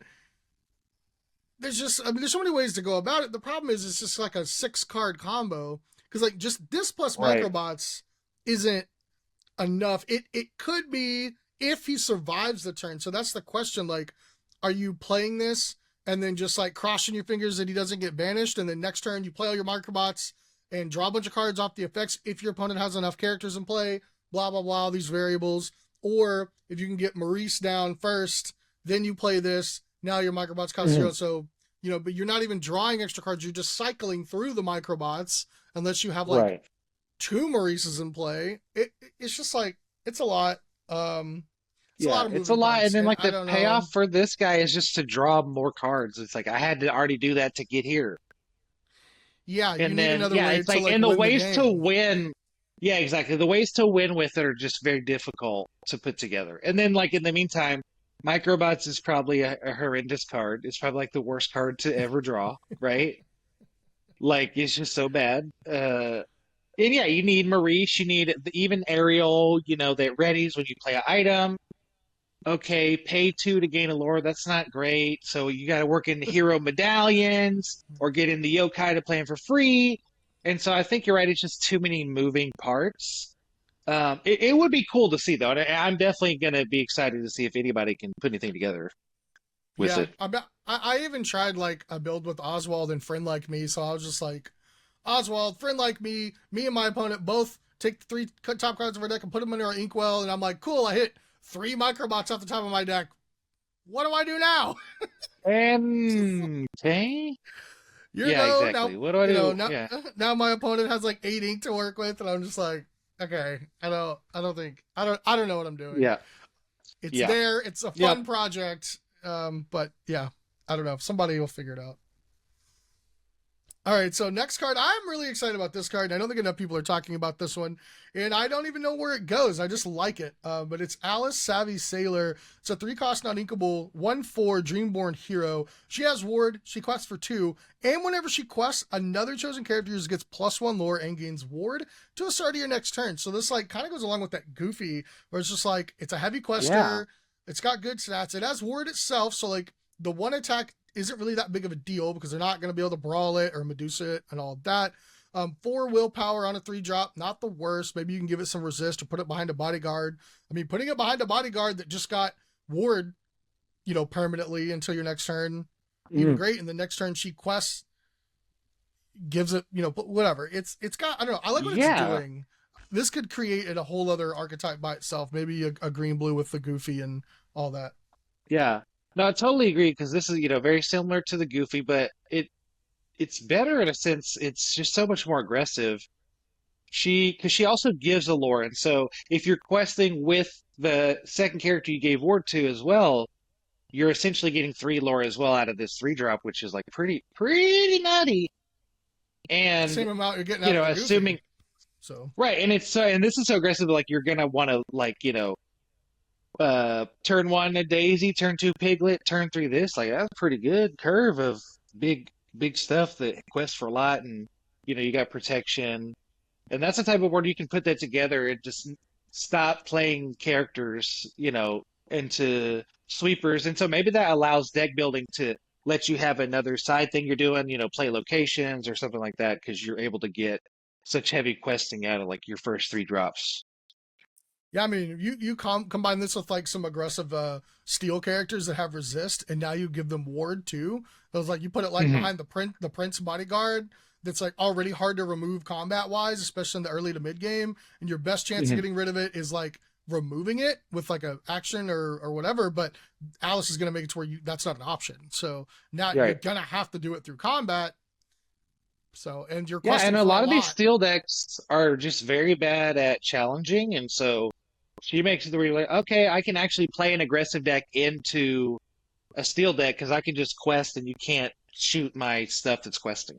Yeah, for sure. So that's exciting. Yeah, I want to try that in some blue aggro. Next up, we had a song that looked pretty powerful, but you got to find something to do with it. 4 cost Inkable, We Could Be Immortals. Your inventor characters gain resist +6 this turn. Then put this card in your inkwell face down and exert it. So you're getting a ramp and like a protection spell in one, potentially free because you sang it. But then you also need to challenge to get the value. So again, one of these things is kind of asking for a lot to get the payoff going. Yeah, if this one was +6 until your next turn, I think we're doing something, and now you may have a good reason to play inventors. But I mean, we looked at a lot of these inventors don't have a lot of attack. They're all like willpower with like ward resist shenanigans, so they're not challenging. They all Right. they have like 1 and 0 attack, so the resist +6 is almost irrelevant.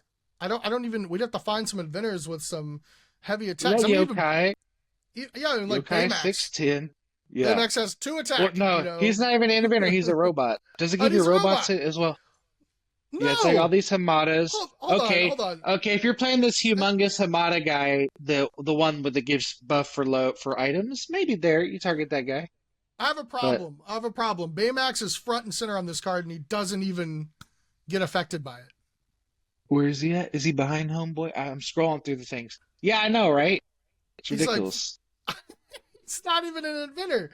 Like, Yeah, just throw robots in there with it, and it's still not good. But right. like, that's all right. Yeah. That's They probably should have put inventors and robots, probably. a flavor. Even if they added robots, it's not good. I think if it was resist +6 until your next turn, and now can go aggressive.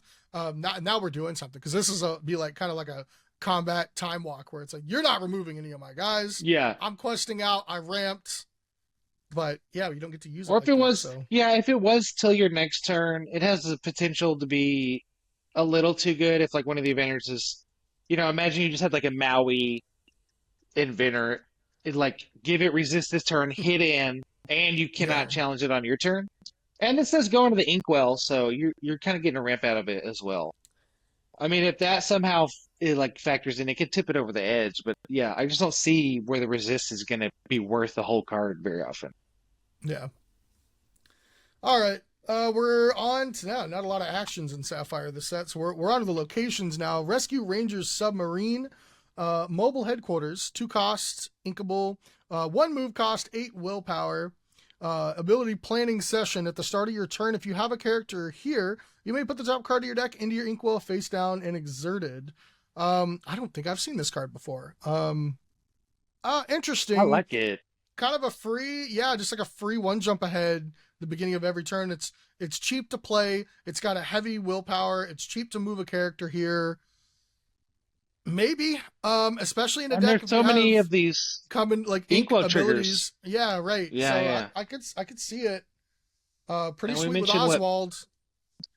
yeah, Oswald triggers endlessly, Basil does. And okay, just think about this. Like, I don't know if this is going to be a deck, but it would be extremely strong to just play Chicha on 2, turn 3, play this move for her there. And so every turn you're going to get an extra ink and card in your hand. And Yeah, so it's like you without have your with own, for nothing. Yeah, right. just yeah. Yeah, you just have them chilling there. And then that provides a lot of pressure to have your opponent, pay attention to this thing. So I don't know if that's good or bad, the fact that they can remove it. But yeah, like between that and then all the um, Inkwell trigger characters that we've talked about, this is cool. And it's a location that while it doesn't have lore, it could potentially pay off in multiples. If you just have them building up and you have one of each thing just ramping every turn. And this essentially, even if you don't have a Chicha, this is essentially draw an extra card every turn. Because by getting that tapped ink, that's one less ink that you need to play from your hand. Yeah, you won't And get that therefore, turn, so you might be behind on the curve. But I mean, like mid to late game, once you get right. to like It's like 5 or 6, whenever you you know. can play off curve for a turn, you don't have to ink, right? Yep, yep. Yeah, and Yeah, that's really so only for a turn. You're right. That's only for a turn because then you're caught up pretty much. yeah. It, I mean, and it curves on 3 really well too. So like if you go Oswald or Cheech on 2, play this on 3 and move either one, and now you're kind of doing something. yeah, exactly. Or this play if you somehow play this on 2 for some reason, you still get to play your 2-drop and move it on 3. I don't know what that would be, but there might be some situations like maybe if you're an Ursula deck, blue green Ursula, whatever. Or yeah, imagine just moving a Diablo to this on turn 3. Now Diablo's Yeah, getting even baby. more value. Yeah, making it rain both turns. All right, let's Yep. get to. It looks like that was our last Sapphire card. Sweet. So I'm going to get us in steel. We've got a 7-drop uninkable Kakamora, Pirate Chief, 4/6, Storyborn Pirate Captain, quest for 2. The head coconut ability says whenever this character quests, you may draw a card, then choose and discard a card to deal 1 damage to chosen character or location. If you discard a pirate card, deal 3 damage instead. Whoa. That's pretty strong quest ability, really. That is. If It's you're like somehow blue steel, like you probably need like at least a dozen pirates, right? Because the 1 is not good enough. Like the ping, if it was 2 baseline, I'd be like, okay, that's good. That's good enough to even if I don't have the pirate, I'm feeling happy with that. But I think it would need to be at least 2. So if you want this I to need go off, I need this to come into play before turn 7 as well. that it's like if they would have done one of a few things, it would be good. Like if it happened when you played it as well, okay, bet that would be dope. Or if it was when you challenged also, so you could like get 2 for 1s going. But it's like, all right, or if it quests for 3, I'd be more interested. But it's like it's not that heavy a quester. 7-drop, no shift, uninkable. You're asking a lot, and so it's like, Like unless I can little have miss. if I can have a pirate deck that like is super mid-rangey, it doesn't, and it's not maybe not super aggressive, but it controls the board very well in the early and mid game. But then that just screams like I'm gonna lose to a be prepared deck or a discard deck. Right. Like, And this doesn't help that. not at all. Yeah, Yeah. it kind of it more feeds into that. It's like, Yeah. oh, this goes great with the Cogsworth. It's like, what grace with Cogsworth any dude you play. You don't have to go this hard.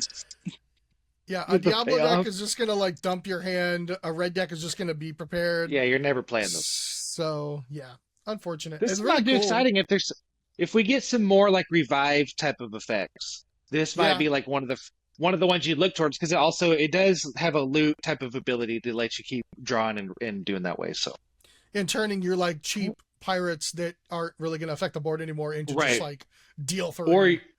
or your big ones that you're going to try to bring back. Yeah. Yeah, Yeah. you can actually cycle through your next Kakamora to find your revive, but that revive doesn't work on him, so we're gonna have to wait for that. Next, we've got a funny looking one, and I did want to before say funny looking one on this one. I do love the art on the Pirate Chief, so I'm looking forward to opening that holo in some packs and just putting it in the back of my phone. So he has that value at least. All right, next we have Mr. Big, Shrewd Tycoon. Unequable 4-drop, 1/1. Quest for 3. and cannot be challenged by characters with strength of 2 or greater. So you got to send in a Um, little pipsqueak after Mr. Big. so no extra like subtypes, just storyboard. Not a hero, not a Yeah, villain, not that's an funny. Yeah, ally, just a storyboard. we just made him Um, up, and we couldn't bother to give him a subtitle. I'm trying to think if there's a deck that would struggle to defeat this, and I think a reason it's not going to be playable mainly is it's not inkable, and a steel deck would just eat this alive. And you're just like, you can't afford for your 4-drop to just like lose a whole turn Yeah, to a steel deck. Red decks have Brawl and Medusa to easily right. take it out. I mean, even if you play this on like with a Sapphire deck and play it on turn 3, there's just better characters to play on turn 3, like the Scrooge. That's a 5/5 that quests for 2. The new Genie if you're in Blurple or whatever. But it's just like, yeah, I don't think it's there, man. Yeah. And he's got no other There are subtypes to combo with. right. I feel like he's very niche and specific, and I can imagine some metas where, like, excuse me, he could be really strong in certain matchups. Like we've seen the Steel Tiana in the Ruby Steel locations deck, specifically for like Steel Song at that tournament. And this is like, if you're in a room that's completely full of like green, purple, blurple stuff that's all like, mostly trading, there's maybe no brawls hanging out, or like maybe you're a green steel deck, or I don't know. I don't know how you're gonna make him discard brawl. Besides, I was thinking Ursula, but sudden chill him, whatever. It's just super niche. You know what I mean? It's pretty funny But there are some if tournaments you you could show up and be like, no one can deal with this, and they're just like, oh my yeah, god. if you gave him resist +1, he is indestructible in combat. Yeah. Imagine if this dude had ward. It's sure. Then now we're talking. If he has Yeah, ward, if he now had we're ward, talking. then it would just like slam dunk red purple so hard. It's like, here you And go. What are you gonna challenge us yeah, with? Steel Song would have a lot of trouble with it too, because they'd have like Cinderella's the only thing that could challenge it. Yeah, only Cinderella, and then like Green Steel, Ursula. I guess Prince John could All right, so challenge we in. play this with Alice and we give it ward. Wait, we just talked about we just talked about Alice, or we could do or if it's Green Steel with the Goofy, so at least one of these fools is inkable. He's Now definitely we're like talking. Hey, you kind see of now we're build around cooking. it, like. See, now we're But cooking because like this into Goofy is like that legitimately terrifies a red purple player. It's like, okay, maybe you're cooking something there. yeah, they can still hit it with like broom. Yeah, but it's tough. That's it. Yeah. I do think it's funny if you give him resist 1, he is virtually unkillable in combat. Right. Like Yeah. Hey, so let's put it next to Cogsworth. Again, maybe another blue. A lot of stuff. Point blue steel. Blue steel players rejoice. yeah, it's gonna take a lot of work, but if you make it happen, he's pretty strong. Oh man. All right, let's look at a new Mr. Smee. More non-inkable steel cards. Cost 6. Captain of the Jolly Roger. So we got a Smee that's also a captain. He's a 3/6. He has shift 4. So it kind of could go along with the really good 2-cost steel Smee that we already have. It quests for 2.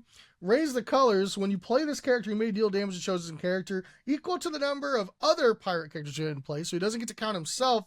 But interesting. I mean, you're already going to be playing Smee 100% in like any steel pirate deck you're playing. On turn 4, if you went like 1, 2, 3, I guess if you shift this onto your 3-drop, it's only going to deal 2, but that's not the worst on like shift 4. Like unless you play like multiple 1-drops. Yeah, 1-drop on 1. You play the traditional Mr. Smee on 2, and then on 3. Let's say you have a 1-drop and a 2-drop, maybe a Pete, sometime depending on who you're playing against. If you need protection, whatever. And then so you'd have potentially 2 to 3. He's not a pirate though, so potentially 2 to 3. I feel like it's tough. I feel like one of these numbers needs to be slightly better for him to be great. At first, I was with you, like, oh, this is slam dunk because we're definitely playing Smee in any type of pirate deck, any steel deck that is like aggressively questing loves a Smee, be a Steel Song, whatever. Um, yeah, it's gonna be tough. Maybe Green Steel Pirates, where you have Smee and Morph, so you can actually get paid off for your Smee. Like the fact that he doesn't ping for himself bothers me because it's like I'm gonna shift onto one of my better like plays I made already and not really get paid off for that because maybe this 3/6 is gonna come in with 2 damage on it already and it's like gonna die anyway. So Yeah. I feel like he's a little short. I wish he was slightly better because I think it would be cool if you had like a slam dunk shift onto that Smee because it sees so much play. Yeah. Yeah, I don't think he would be like overpowered if he counted himself. Right. I think it'd be like real close to playable. But I don't know, like maybe worth it. It being uninkable, you're probably not gonna be able to play four of this unless you're green. Then you've got four morphs and four Smees. But I feel like there's a lot of good pirates to play on turn four. So like Right. maybe you wait till And turn five, or you just play it on six when you've got five other pirates in play. Like yeah, I was not gonna say that you maybe know that's really his best case scenario is just you're just playing him on 6 and later, and if you're wide enough to get 3+ damage out of it, then now you're talking. yeah, Now you're and I talking mean Medusa levels and then Quest for right. 2 with It's a shift added on. it's 3/6 too. Yeah, like it's Yeah, got decent and then stats. if somehow somehow he ends up in a purple deck, this is the type of thing where like shifting onto itself and then picking them both back up is like actually legit really good. Yeah, yeah, Yeah. potential. There's a lot of We shall options, see. a lot of ways you can go with pirates. But Yeah. Okay. Next up, we've got an Inkable 5-drop, Cobra Bubbles, former CIA, 3/4 stat line, Dreamborn ally, Quest for 2. He's a bodyguard, and he's got a think about what's best ability. You pay 2 ink, draw a card, then choose and discard a card. I don't think I'd seen this guy. This guy's pretty sick. This is yeah, significantly better way to spend your 2 ink than look at the top card and keep it or leave it. yeah, mid to late game, you're already on 5 ink. You probably don't need too much more ink in a deck that's going to play this card. And then you have a bad top deck. You just pay 2, cycle it, and see you get something better to play. Um, his like subtypes don't really matter, so I don't know. I don't know if he's better than like a Chienpo for that sort of a role, but he Yeah. does quest for more and have a little bit more utility.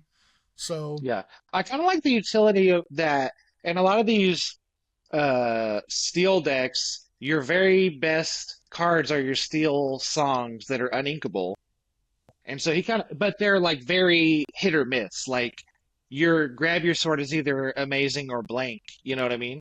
And so the ability yeah, to like, ooh, I could play 3 and 4, whole new world, 3 and 4 grab your swords, and I have bubbles to kind of get me out of that. Maybe that's a way to go.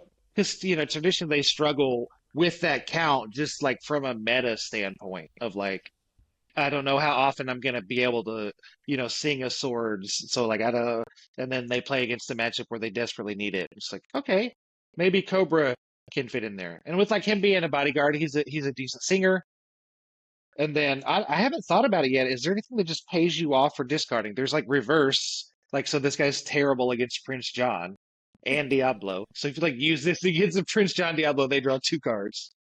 yeah, But yeah, I don't know if there's any payoff. Obviously discarding Lilo is kind of cool, but feeding you Chernabog maybe, but you're paying 2 to reduce the Chernabog by 1. yeah. It's probably not good enough, but maybe there's it's a one or two of in a set a deck down the road. But I think the stats are probably just Yeah, not quite there. yeah. Next we got a Got, strictly stats guy. yeah, we got a Gantu, Captain Cranky Head. That's a great name. 5 cost inkable, 4/3 quest for 4, and no other text. That's the card. Um, You lied. There's flavor text. there's Strength flavor in numbers text. is overrated. I prefer my own strength. Yeah, Uh, that's a big I think boy. yeah, I think he's statted appropriately for just a vanilla quest for 4. I don't know where this would fit, but maybe somewhere.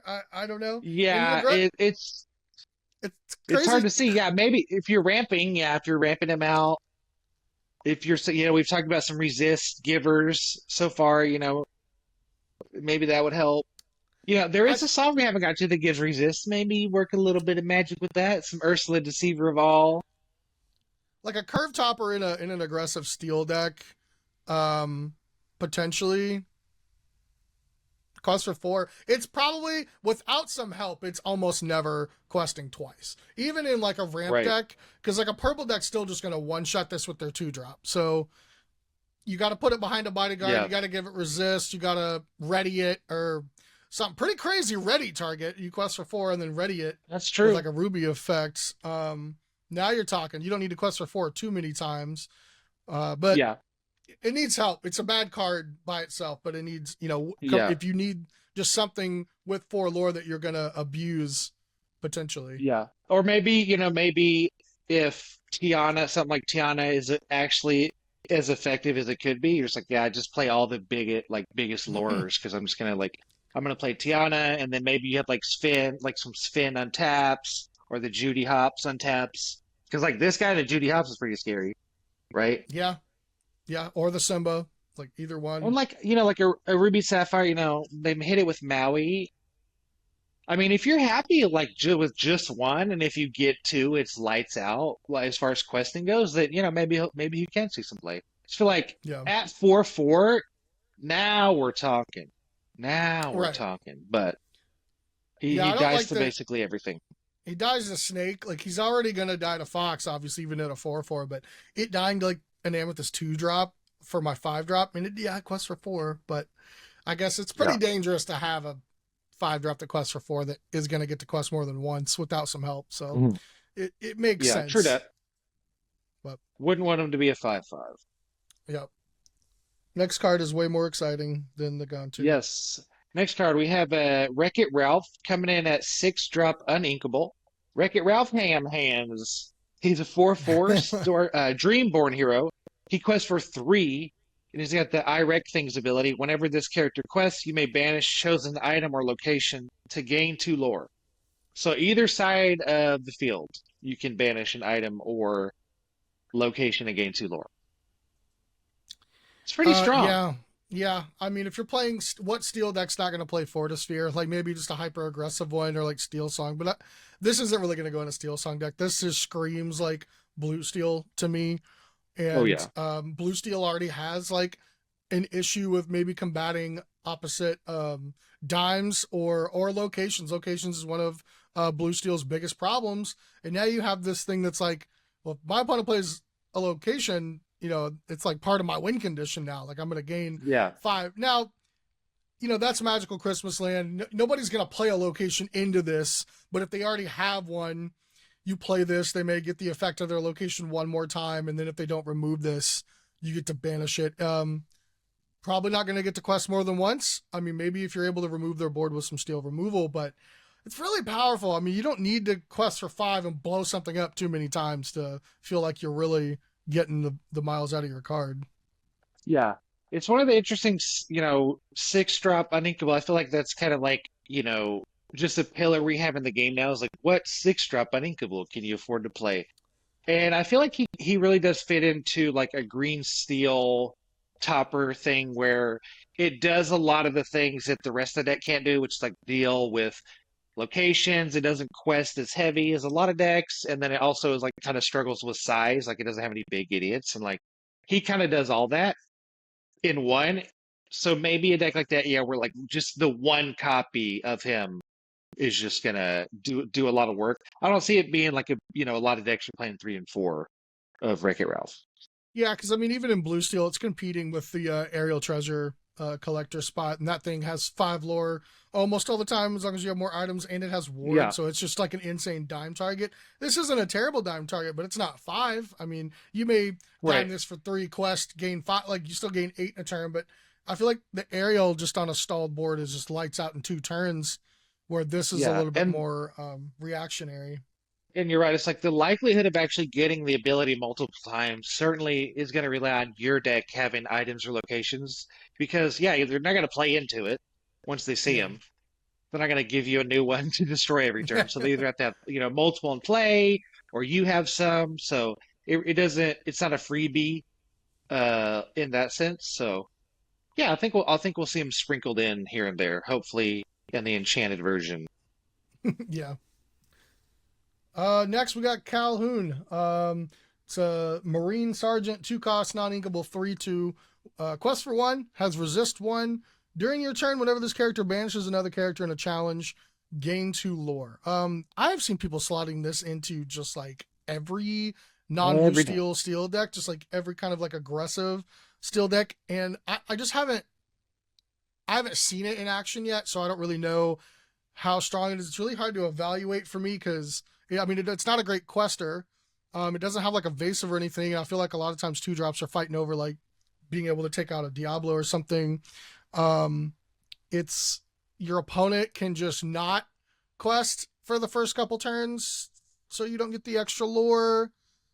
But I don't know. Maybe it's like a kind of a decent It's aggro funny. It's like killer, but it's right. not It's like an inkable. aggro killer, but the reward you get is lore, which if like you're a control role, that's less important.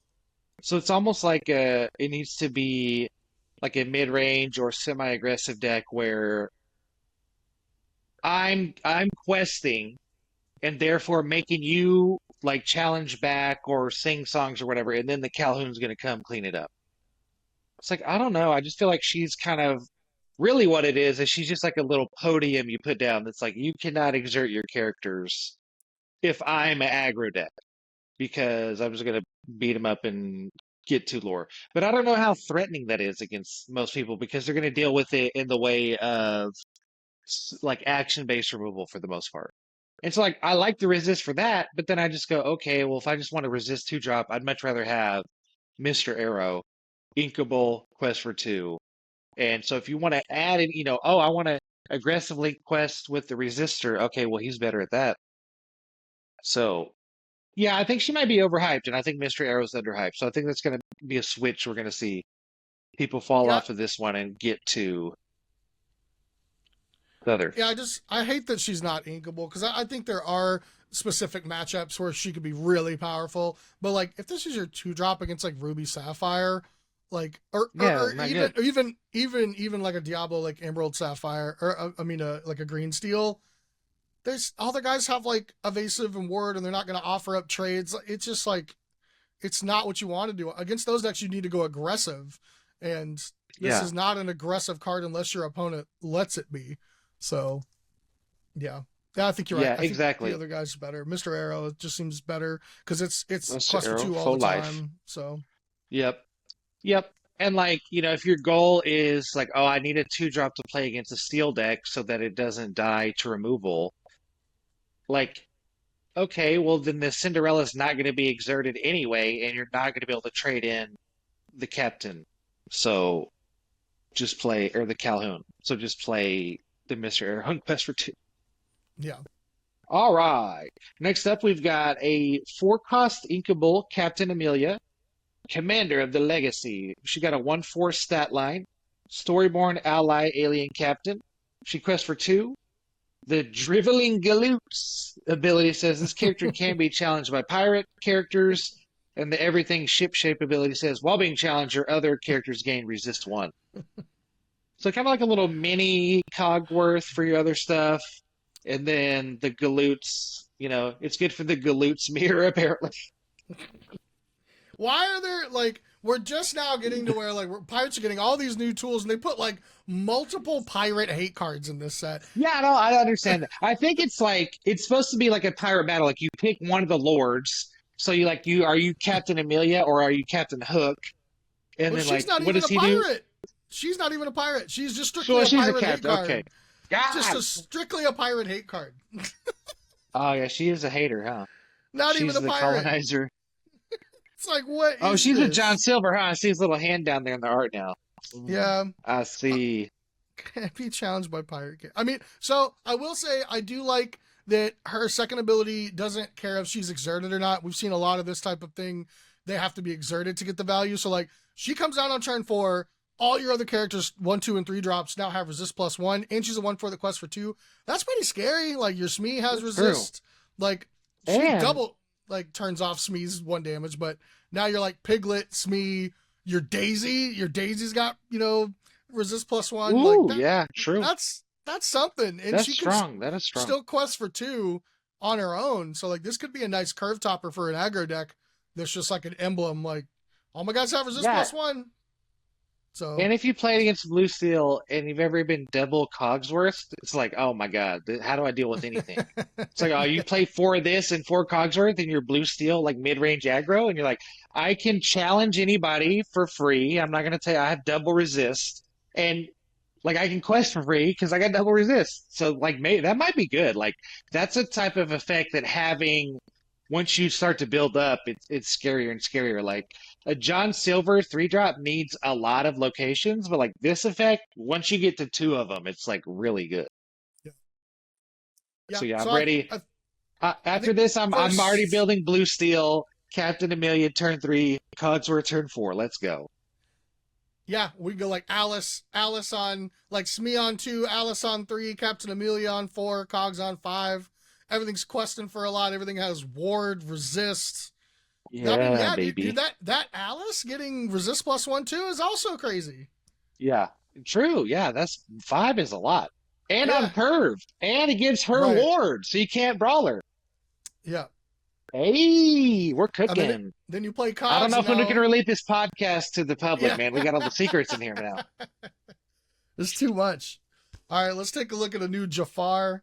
Power Hungry Vizier, 5 costs, non inkable, 3/4, quest for 1.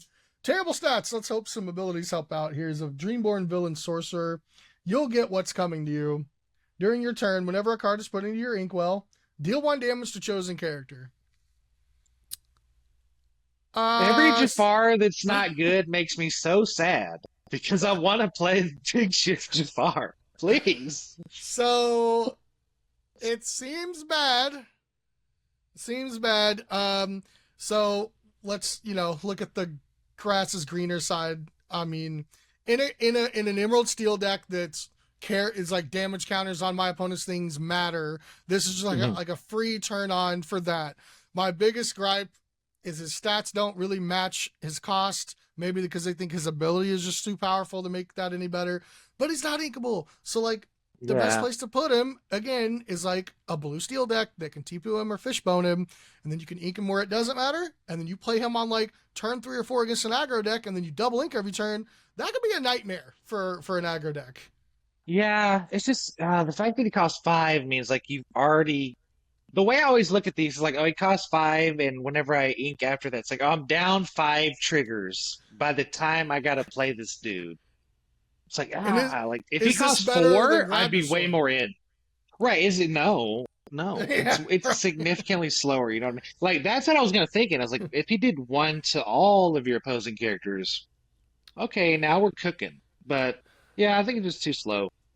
That's my Even opinion. if he was inkable, now we might have some engine finally for this like Emerald Steel damage counters matter situation.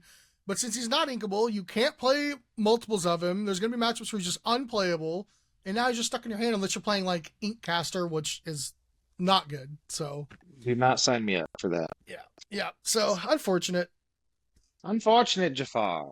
Okay, now we got a one that I've been interested in. 8 cost inkable John Silver, Stern Captain, 6/6, Floodborn Villain, Alien Pirate Captain, Quest for 2, Shift 5, Resist 2, and the Don't Just Sit There ability. At the start of your turn, deal 1 damage to each opposing ready character. I thought this was just like too expensive and bad, and then I thought about shifting onto a morph in the Emerald Steel mirror, and I was like, oh man, he just eats Prince John. He makes you exert your Prince Johns. Any character you play for the turn, and then like he's just so hard to shoot down. Like you'd have to have a Ursula Deceiver of all sing Strength the Raging Fire with 5 minions in play or 5 characters in play. So it's like he just seems like he'd be a beast in the mirror, but I don't know where else you fit So him. I do like that he is like virtually unbanishable outside of just like a banish target character or like a be prepared. Like there's Mhm. some situations in combat, but like Maui can't take him out. You're gonna have to do some like multiple crab shenanigans, and that's if you even choose to exert him. So a deck that doesn't just say Mhm. banish a guy, this thing just sits there, and that's a pretty crazy effect to just get for free every turn. Right.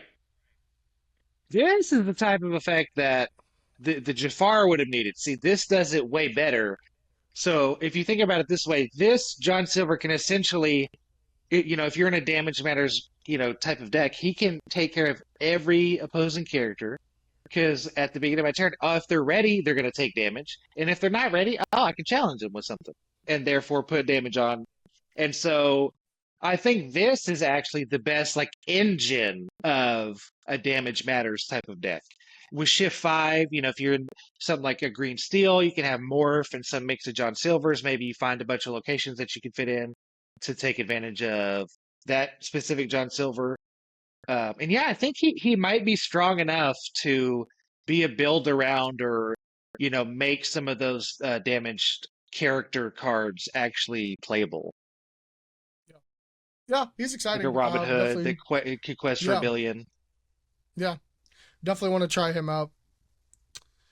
All right, so we are on to the steel action cards now. We got Ambush, 3 costs, not inkable. Exert one of your characters to deal damage equal to their attack to chosen character. Probably not good. I mean, at 3, Probably not good, yeah. like you're not playing this over a single strength or raging fire, strength of raging fire, or let the storm mage on. You're already going to be at 8 3-cost steel effects. I'm probably not playing one of this over a single Zeus, which is singable and only costs 1 more. I don't know where this goes, man. I guess a Ruby steel it deck seems that just has like a beefy cheap seems real guy. bad. Yeah, But then you're the competing problem for is like you're having to brawl use spot. 2 resources. You're having to use 2 resources, which is the ready character and this card from your hand. So you're essentially 2 for wanting yourself most of the time. And the situation when you're not is when I play a character and then use this with it the same turn. And so there is like a combo potential, like, Jafar needs to be exerted, these type of things. But it's such an expensive way to get that done.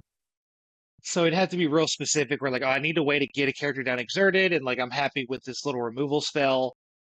Yeah, other than that, it's it does deal with ready characters, but there's just so much better removal to play. Yeah, so does every other steel action card. Right, exactly. And they're all songs. So it's like, even if Yep. this was a song, I don't know that it would be played over the other ones. Mm-hmm. All right, next up, we're on to the items. We got a 3-cost inkable item called King's Censor Core.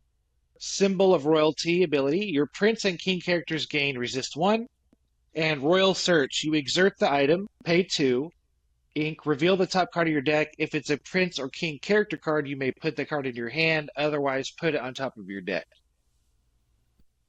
Pretty poopy. I mean, if you somehow find a build where the resist 1's insane, this card could be cool. Prince John is John Silver's not a king, so I'm already out on my combo of protecting all this stuff. If there somehow became a deck that's like fully Prince and Kings, and this becomes just like a banner you can play on 3, and then upon go late game, we're like, I don't have anything to do with this 2 ink. Let's take a look.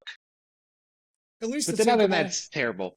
Yeah, at least it's inkable. But yeah, I agree. I don't think we're there yet.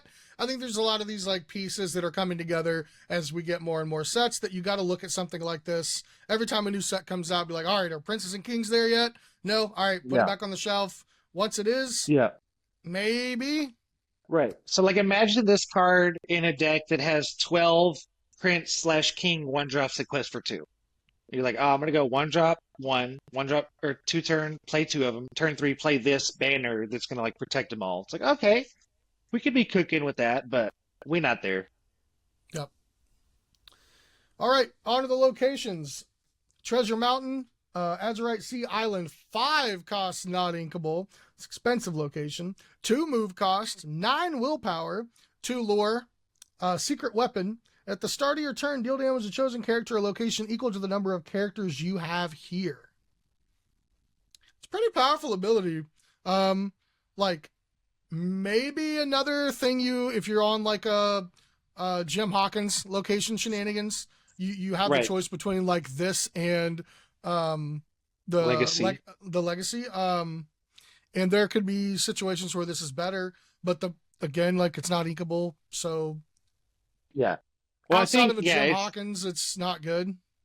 It's the most value you can get out of a Jim Hawkins now, I think, by, just cost alone. Oh, now I can get a 5 cost location for free.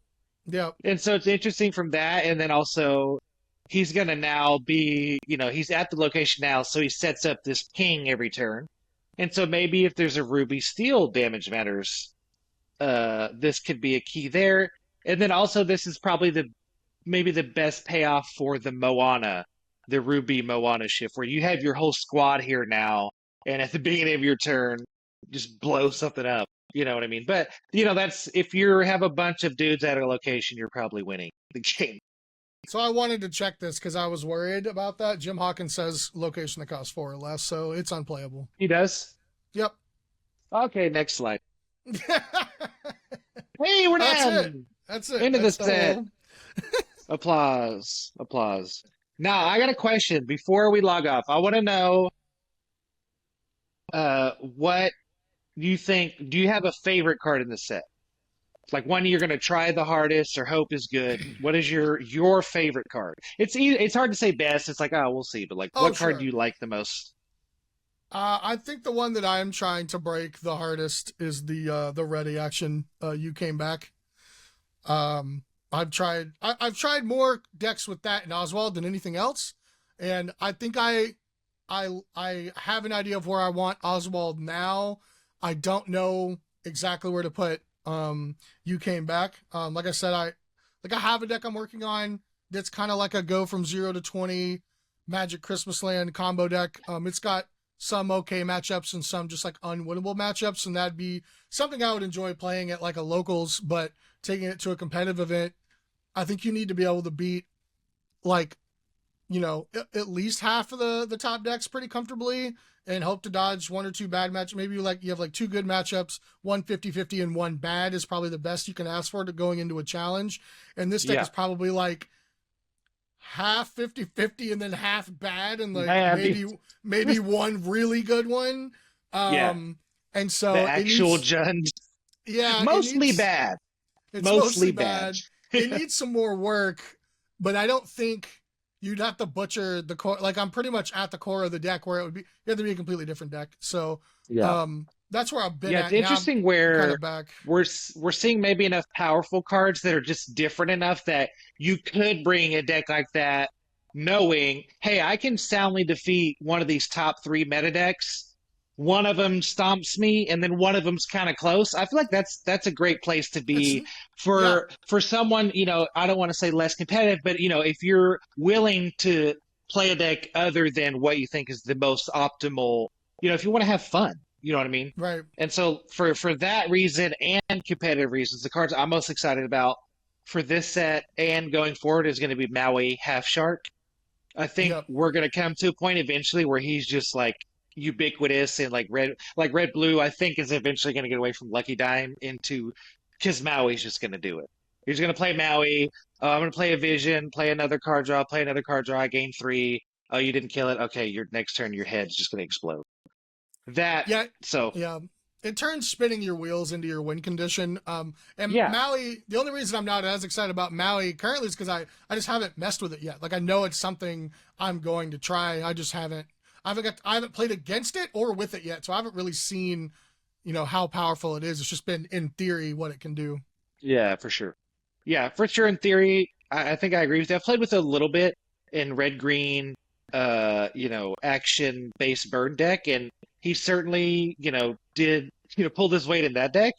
But just all the small plays I think about of just like in a red purple deck, you have a 6-drop that if he comes in and gets a challenge, you get back your friends from the other side. Like, oh well, that's huge. Yeah. Or he comes in and challenges and he gets your B prep back, and it's like that can be lights out against a lot of decks. And so I'm really excited to just try him in every flavor of deck until I find one that at least is in that situation where we talked about. It's like, oh, I can bring it. I know at least I can be somebody. Yeah. For sure. All right, you got anything else to say about Azurite C?